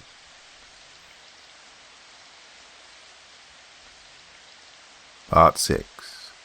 Plain Town. I'm a professional rule breaker. That is, I get paid to break rules designed to save people's lives. Now, I haven't really talked much about my childhood. Maybe it's because I don't think there's much to talk about at all. Scientists at Acme created me in a lab and raised me to be a soldier, along with dozens of other genetically enhanced lab rats like myself, to break rules, push boundaries, and save lives. Apart from the unique circumstances of my birth and the harsh training regime I grew up with, it was as normal of a life that an unadopted orphan like me can ever hope to have. We worked together, ate together, played together. We were brothers in all but blood. Dr. James Faulkner, the man who came closest to being a father figure to us, paraphrased a quote from The Office at our graduation and told us that we don't really recognize the good times of our lives for what they are until they're gone. And I have to say, he was right. I feel a pang in my heart whenever I think about those days. The people I grew up with, the cramped room that I used to live in as a teenager, the playground with the creaky and rusted swings. Those days are a refuge for me after every job that goes bad, with innocent people being killed right in front of me. Well, I retreat into myself and think about happier times. But with recent developments, it's the second half of Dr. Faulkner's lesson that's been buzzing around in my head. He said that while we don't recognize the good times of our life, we definitely know what the bad times are when they come knocking. The former might be a slight tickle at the back of your neck, but the latter is like a baseball bat to the face. There's no way you'd miss them. So it was when I received the files for Plaintown and pored over them. I knew that the worst time of my life was upon me. I took one glance at the paper that talked about faceless people that looked like mannequins. My heart fluttered in my chest. Memory from my time at Little Flower Valley and the terrifying vision I'd received flashed through my head as I continued reading the files. I was not looking forward to this. But even after all that, I still couldn't have imagined that this case would turn out to be the last job I ever did for Acme. Plaintown. Things kicked off into high gear before I even reached Plaintown. I was on my way to the site where the instructions to get to the place took effect, when I decided to stop at a diner to have some breakfast. It wasn't like I had a choice. It was the only place I could get something to eat for miles in each direction. I pulled into the parking lot, looked at the cracked signboard with disdain, and rolled out of my car. The place was exactly as the signboard outside promised it would be. Splintered tables, glass windows speckled with years of grime, a true shithole at the ass end of nowhere. So you can imagine my surprise when I noticed the most beautiful woman I'd ever seen sitting in a corner sipping lemonade. She grinned when she saw the look of shock on my face, and I turned my face and scurried off in the opposite direction before plopping myself onto a seat opposite the TV. I noticed that there was only one guy working in the small establishment, middle-aged, balding, and of Arab descent. I turned my attention back to the TV and smiled at the antics of Wile E. Coyote and the Roadrunner. It's really funny, isn't it? Probably the funniest show I've ever seen. I whirled around with a start. There was a man right next to me. Handsome, blonde hair, green eyes. When did he sneak up on me? I have to say I actually prefer this show to Tom and Jerry. He grinned as he said that, before effortlessly slipping into the chair in front of me. But maybe it's because of the deep meaning it has come to have for me. Who knows? My heart was thudding in my chest. How did I not notice this man before? Where did he come from? Did he sneak in through the back door? Who the fuck even is he? I began. Oh, right, he said apologetically. I'm sorry, I forgot. You haven't had anything to eat yet. Hey, Murtaza, he shouted, causing the man behind the counter to look at him quizzically. Can you get 2 eggs Benedict, please? The man grunted in response. Thanks. He turned to look at me. Oh, I'm Liam, by the way. Stunned at the strangeness of the situation, I reached for my gun for comfort. Whoa! He put his hands up in alarm. I wouldn't do that if I were you. Maddie over there can get very trigger-happy. We wouldn't want to create a mess here now, would we? I swiveled my neck and saw the blonde woman pointing the sharp end of a .44 Magnum at me, grinning like a cat about to tear into a rat. Beads of sweat began forming up on my forehead, and my hands clenched up into fists. They'd obviously planned this. I was surrounded and had very little hope of making it out unscathed. Even if the woman missed her shot, I'd still have to deal with the smartass in front of me. And this guy had the lazy confidence of someone who could fight. How else could he have snuck up on me? Not to mention that the owner of this fine restaurant who was supposedly cooking my breakfast could also turn out to be a pain to deal with. I began to evaluate all possibilities in front of me. Do I ignore the woman, shoot the man in front of me? Slide down to the ground and try to kill both? Jump sideways and break through the windows? None of the options seemed all that attractive. I was well and truly trapped. Calm down, Brian, the man, this Liam, said. We're really not looking for a fight here. You have a very strange way of showing it, I replied, adrenaline still flooding my system unchecked. How does he know who I am? Do you know where they come from? He asked, ignoring my remark. I blinked, confused. Who? The monsters you hunt. You know, the ones that cause rules to form up around them. Rules that you so love to break. Who are you? How do you know all that? I raged. He sighed and pointed his finger at his forehead. I watched as something seemed to press up against it from inside, like it was trying to break through, before settling down on his skin in the form of a tattoo, of a cross with a crescent mounted at the hilt. You've seen people like me before, I take it. On a job? Working with your associates? He asked, and continued talking when I nodded. My organization is old, very old, back when things from the other side roamed freely in our world, terrorizing humanity, devastating entire communities at a time. A bunch of smart people got together and decided enough was enough, and that it was beyond time that the thin veil separating the two worlds was adequately protected. Ever since that day, we've been working as guardians of that border, to try and keep the natural balance between the two worlds. I thought you people were just hunters, people who killed monstrosities, I muttered. An easy mistake to make, he admitted. We're not hunters, more like the Forest Service. Sure, we kill a man-eating lion or two every now and then, but Our main job is to protect the forest itself, yeah? I nodded absent-mindedly. Something about that reminded me of my own work. I'm sure that sounds familiar to you. Well, that's because it was actually my people who created Acme in the first place, he added. The idea was to have a commercial presence in the wider world to raise funds for our work. Or at least that was the cover. Little did we know that there were traitors in our ranks, who'd use the company's resources for their own nefarious designs. Then again, the fact that they insisted on naming the company after the evil corp from the fucking Roadrunner should have given us a clue, right? Traitors? Yep, he said. People who are trying to tear that veil down and let the two worlds merge together. I shouldn't have to tell you what would follow if that happens, right?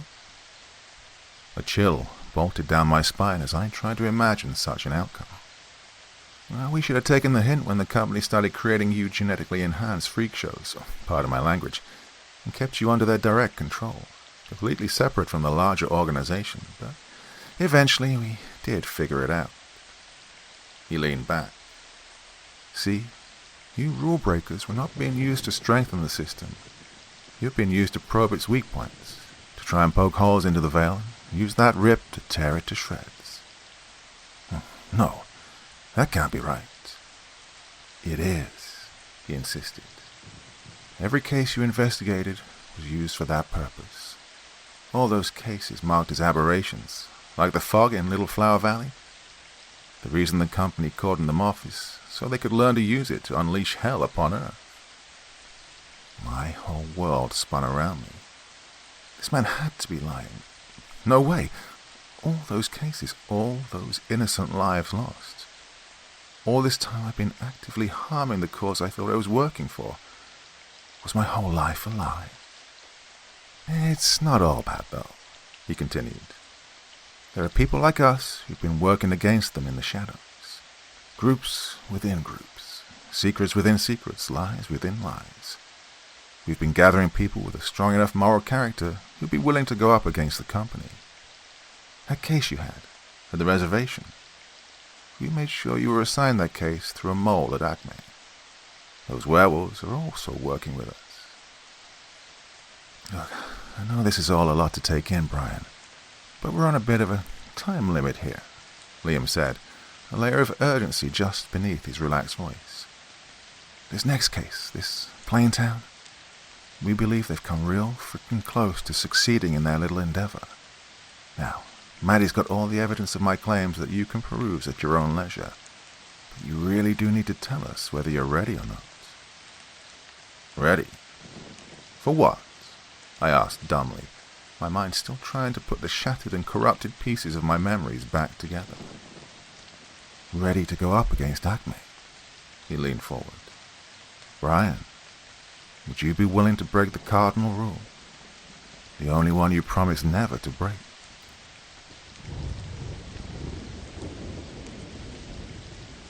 Part 7. Final.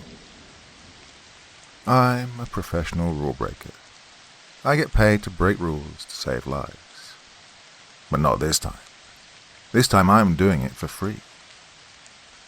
Now, I've always known that Acme's been involved in some shady shit. I mean, there isn't a multi-billion-dollar corporation out there that hasn't broken the law wherever it's been.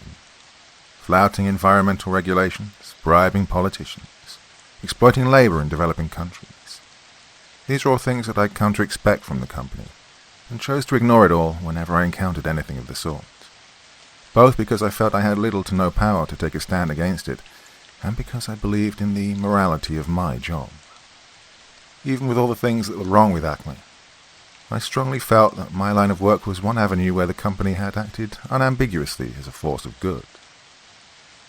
One path that wasn't paved with the blood and suffering of innocence, and that ultimately led to something more meaningful than greed. That veil was lifted from my eyes, quite brutally at that, when I saw the video of the lady of the village being captured and carted off to a secret company facility. I'd watched that thing kill children, learned how it terrorized a community for years, and the company lied to me. They told me they'd killed her, freed the people from her clutches, when in fact they just took her to further their own monstrous ambitions. For the first time in my life, I began questioning the motives of the company. And try as I might, I couldn't think of an explanation that made sense. At least, nothing that didn't support Liam's claims. The more evidence I looked at, the nigh imperceptible trail of bodies the company's left behind, the destroyed towns, the more it angered and saddened me. To think that they were trying to unleash literal hell on earth sickened me. Maybe it would have been easier if my entire existence wasn't inextricably tied to the company, but it was. And that fact filled me with an explosive rage. That anger made my decision easier. I went through an existential crisis and chose a path for my future in less than an hour. Switching my loyalties and going up against everything I'd ever known in life sent a tingling sensation crackling throughout my body. But it wasn't just that I was betraying Acme, but that I was doing that at Plaintown, a case I'd already had terrifying premonitions about back at Little Flower Valley. My clammy hands trembled with nerves and anxieties. I introduced myself to Liam's people. There were less than a dozen of them, and we spent the day strategizing. And so it is that come nightfall, I'm sitting in a green army jeep next to Murtaza with a rifle in hand, driving down a dirt road towards Plaintown. Thick clouds of dust kicked up by the tires of the jeep are shimmering under the moonlight. "Do you think we have enough people?" I ask, as the middle-aged man next to me chews his lip in concentration.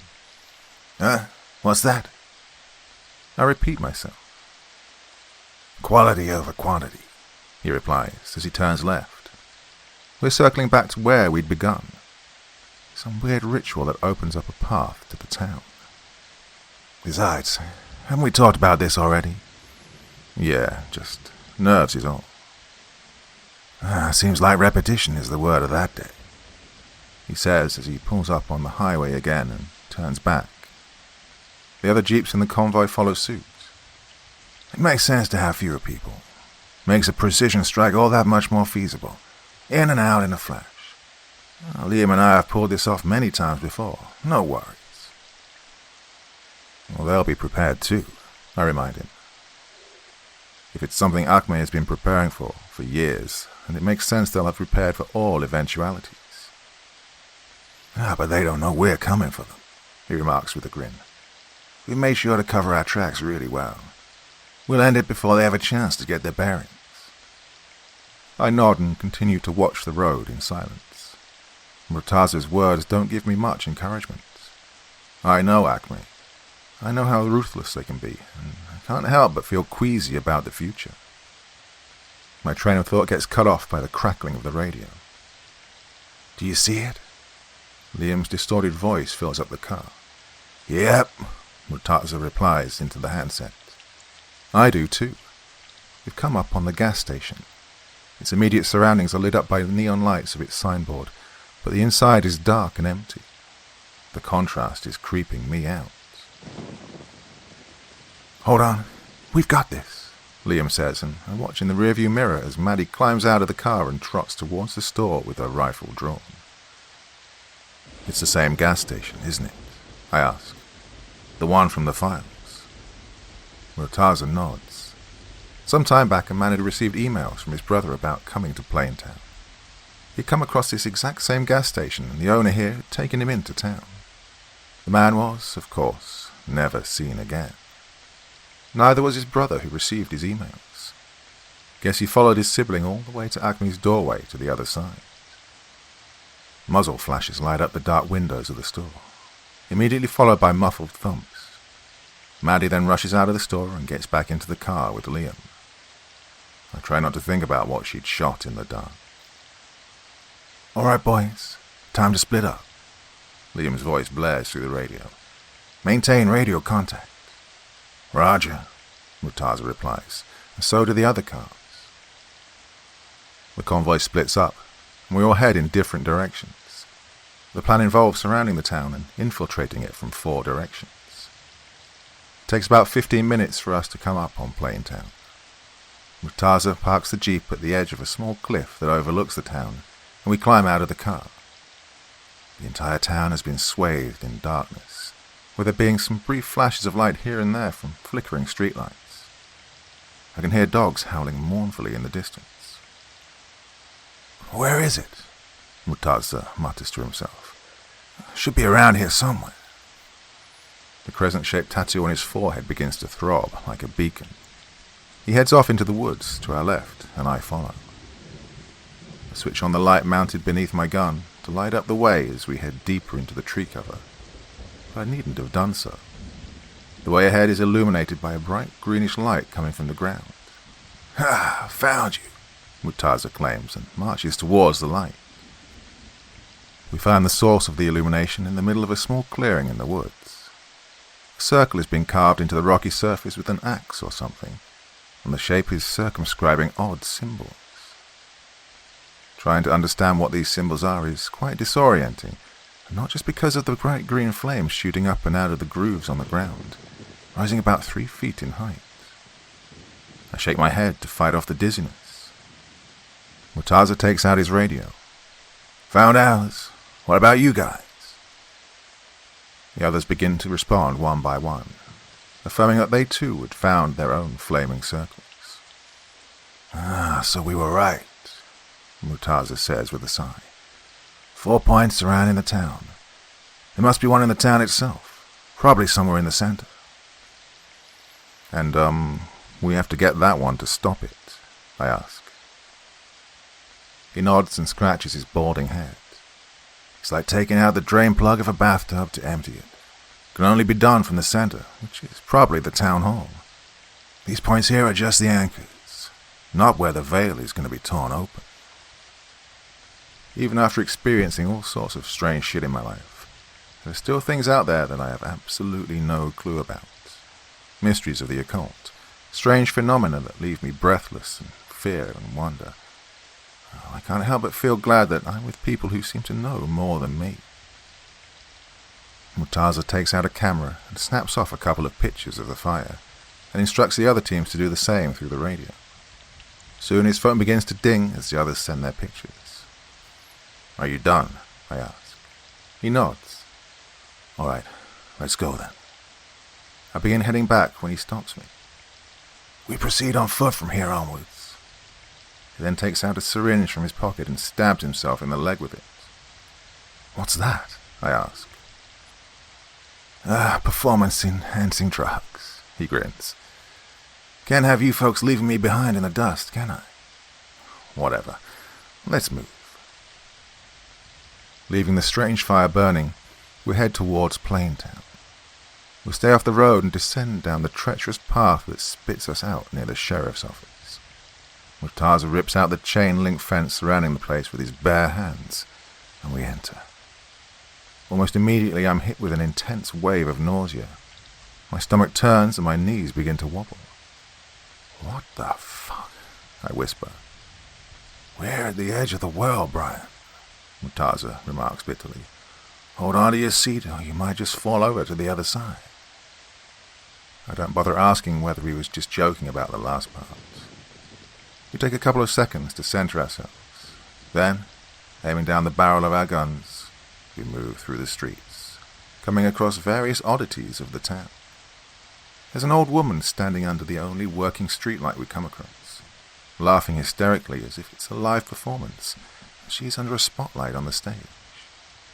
She turns and looks at us. Her face is blank, like a mannequin.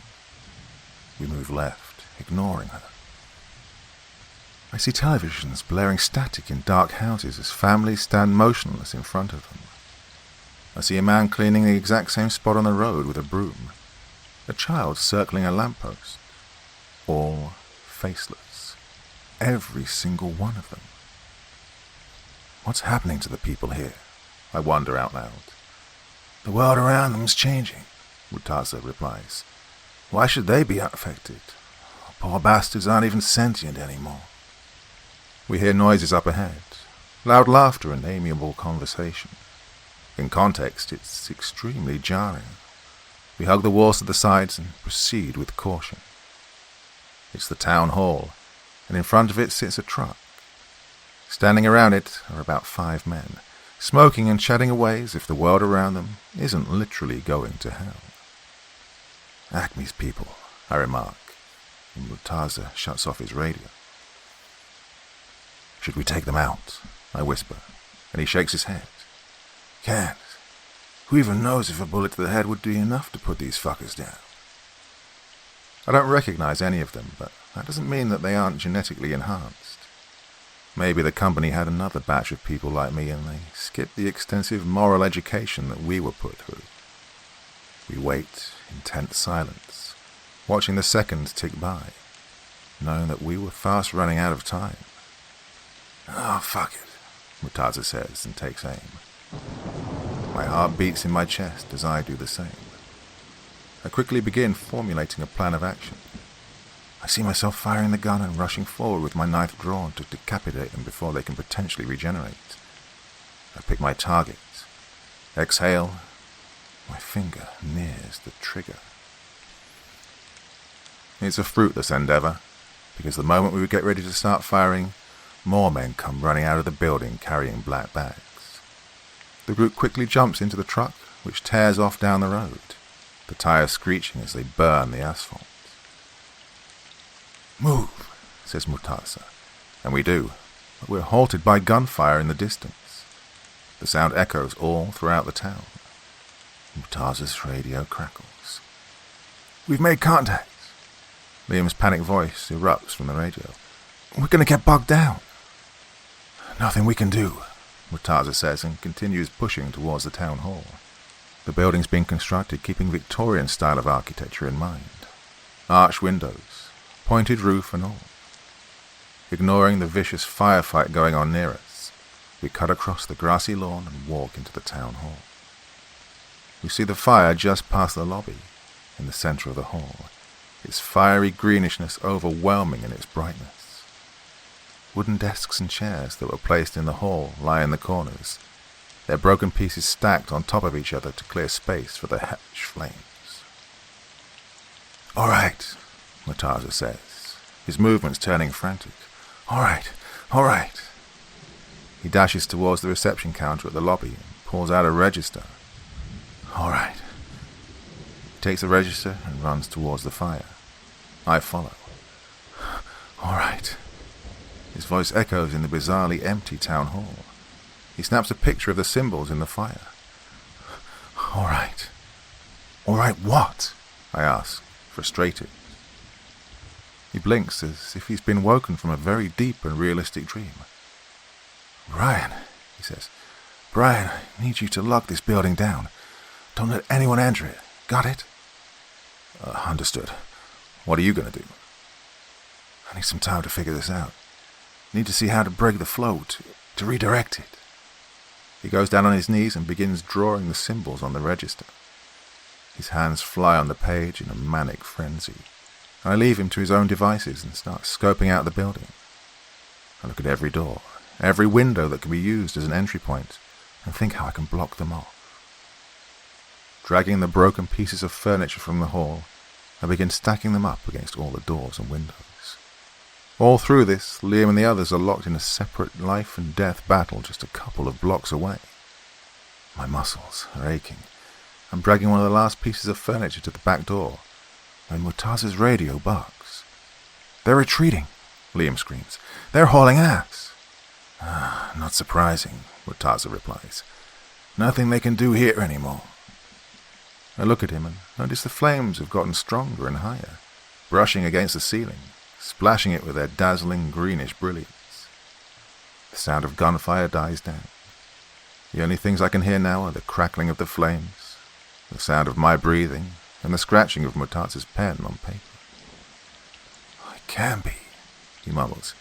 It's impossible. It's freaking impossible. What? I shout. Do you know how to stop it? He shakes his head. It's too late. It's too freaking late. It's the radio again. This time it's Maddie. Holy shit. Are you guys seeing this? What are you talking? Liam begins to say. Oh my God.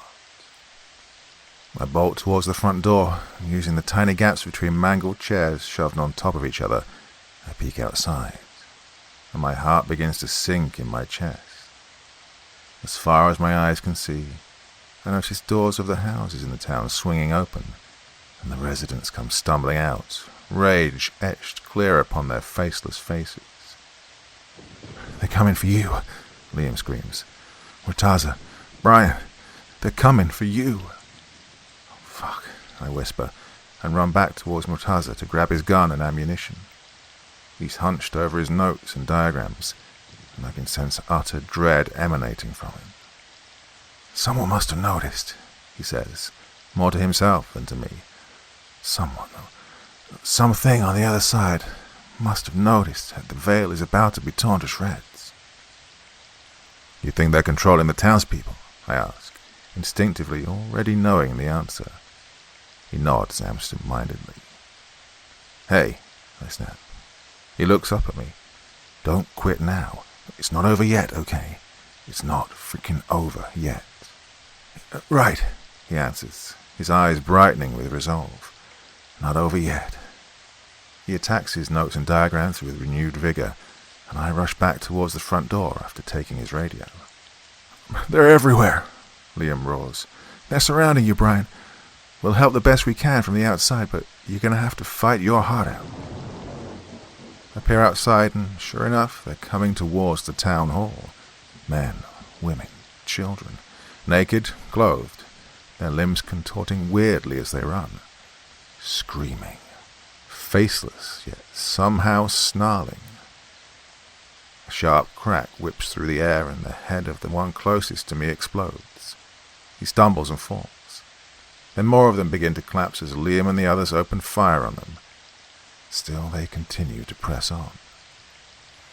I rest the gun on the shattered arm of a chair and squeeze the trigger, spraying the faceless residents right outside with bullets. And yet they still continue to come, slamming into the stacked furniture and climbing on top of each other like maggots. My ears begin to ring with the echoing gunshots and the guttural screams of the faceless. I have to step back as the doorway begins to get overwhelmed. Some of them pop their heads out over and above the stacked furniture, and I promptly shoot them back. The doorway is a ghastly sight of blood, bones, and splintered wood, but we begin to push them back, bit by bit. Murtaza's radio dashes any sense of relief that starts to creep up on me. "They're back," Maddie yells. "They're massing at the back." I bolt to the back door, running past Murtaza, who's still fixated on the insolvable puzzle before him, as the fire continues to burn in front. And so it is. For what seems like hours, I run around the town hall, going from one point to the other, emptying the gun. The entrances are always on the verge of collapse. One arm snaking in through the bathroom window, one creature slipping in through a blind spot, but working together, we're able to stop them, just barely. My nerves are fraying. Exhaustion has set in and I'm ready to collapse. And that's when Murtaza shouts in ecstasy, "I did it! I know how to stop it!" He asks for the radio and I toss it to him. "Liam," he exclaims, "I know how to end this." "How?" "We can't stop the veil from collapsing, but we can just knit it around the town." "What does that mean?" He waves his hands around, trying to think of a proper explanation. "So, the veil will stay intact, but it'll wrap over and around Plaintown. That is to say, the whole town will get slammed into the other side. But the world will be safe. Just need to redirect the flow a little." "Could that really work?"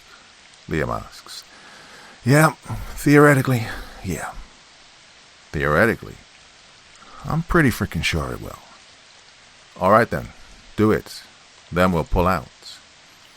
"There's a, problem," Murtaza adds. "I'll have to stay here and make sure it gets done." "What?" Liam thunders. "No, you can't do that. There's no way you're—" Murtaza cuts him off. "It's the only way. I have to do this. Don't argue with me on this." "Murtaza." "Liam, it's my choice. I'm staying. Time's running out. Don't act like a brat." "Then I'm staying." "No, you're not. Get everyone out of here. Go and lead the fight against Acme." "Please, don't." I can hear Liam's voice begin to crack. He's about to cry. Liam, thank you for everything. You were the little brother I never had. He shuts off the radio before Liam can reply. He turns to me. All right, Brian, I'm going to step into the flames now. You need to make a break for it. Go out and link up with the others and get the hell out of here. You're going to do what? He doesn't reply, just takes a deep breath and walks into the fire, and screams in utter agony, as if his very soul is burning. The faceless break through the back door, having finally gathered up the numbers to do so. I take my pistol out and escape through the front door, kicking and shooting and stabbing my way out. Dark clouds roll in and the sky turns a deep shade of green as the flames burst through the roof and shoot up into the heavens. The other fires surrounding the town do the same, creating a fucked-up dome supported by 5 fiery pillars. I meet up with Liam's group at the end of the street. He's been crying, his cheeks caked with mud and tears, but he's in control of his emotions now and begins to lead us out of the town. The townspeople begin to collapse one by one, the strain finally getting to them. Mountains of corpses surround the town hall. We aren't unaffected either. I can feel it in my chest, as if my heart is being crushed between 2 enormous weights. My skin is tingling, my arms are trembling, and my eyes begin to bleed. But we make it out, stealing cars and driving as fast as possible, even as reality itself begins to bend. I look in the rearview mirror and see the houses stretch upwards, like they're made of rubber gum, becoming 3 times their size, but as thin as paper. The air begins to shimmer, and I have to look away, else the sight would drive me mad. A tremendous earthquake rattles the ground. Then a bright ball of light emerges from the town hall and begins to grow, consuming everything until the light is all that remains. We drive past the flaming pillar, and the ever-expanding dome of light stops right at the edge, and then disappears with a flash. Everything is gone. All that's left behind is a town-shaped crater, about 100 meters deep. We stumble out of the car, coughing and throwing up. Our brush with the other side has really messed up our systems. The sky's cleared up, getting splashed with the comforting rays of moonlight as a cool breeze caresses my skin. Liam's radio lights up. It's Maddie. "Everybody make it out okay?" she asks. "Yeah," Liam replies as his chest gets racked with heavy coughs. "Thank fuck it's over." "Oh, but it isn't," Liam says, gritting his teeth in barely contained rage. "It isn't over by a long shot, not at all. They're gonna pay. Every single frickin' one of them. I'm gonna burn Acme to the ground." I glance at him, then at the massive crater in front of us, and can't help but agree with him.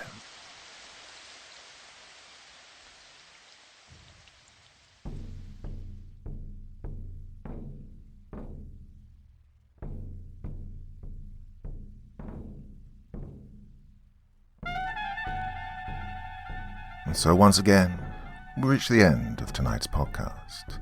My thanks as always to the authors of those wonderful stories, and to you for taking the time to listen.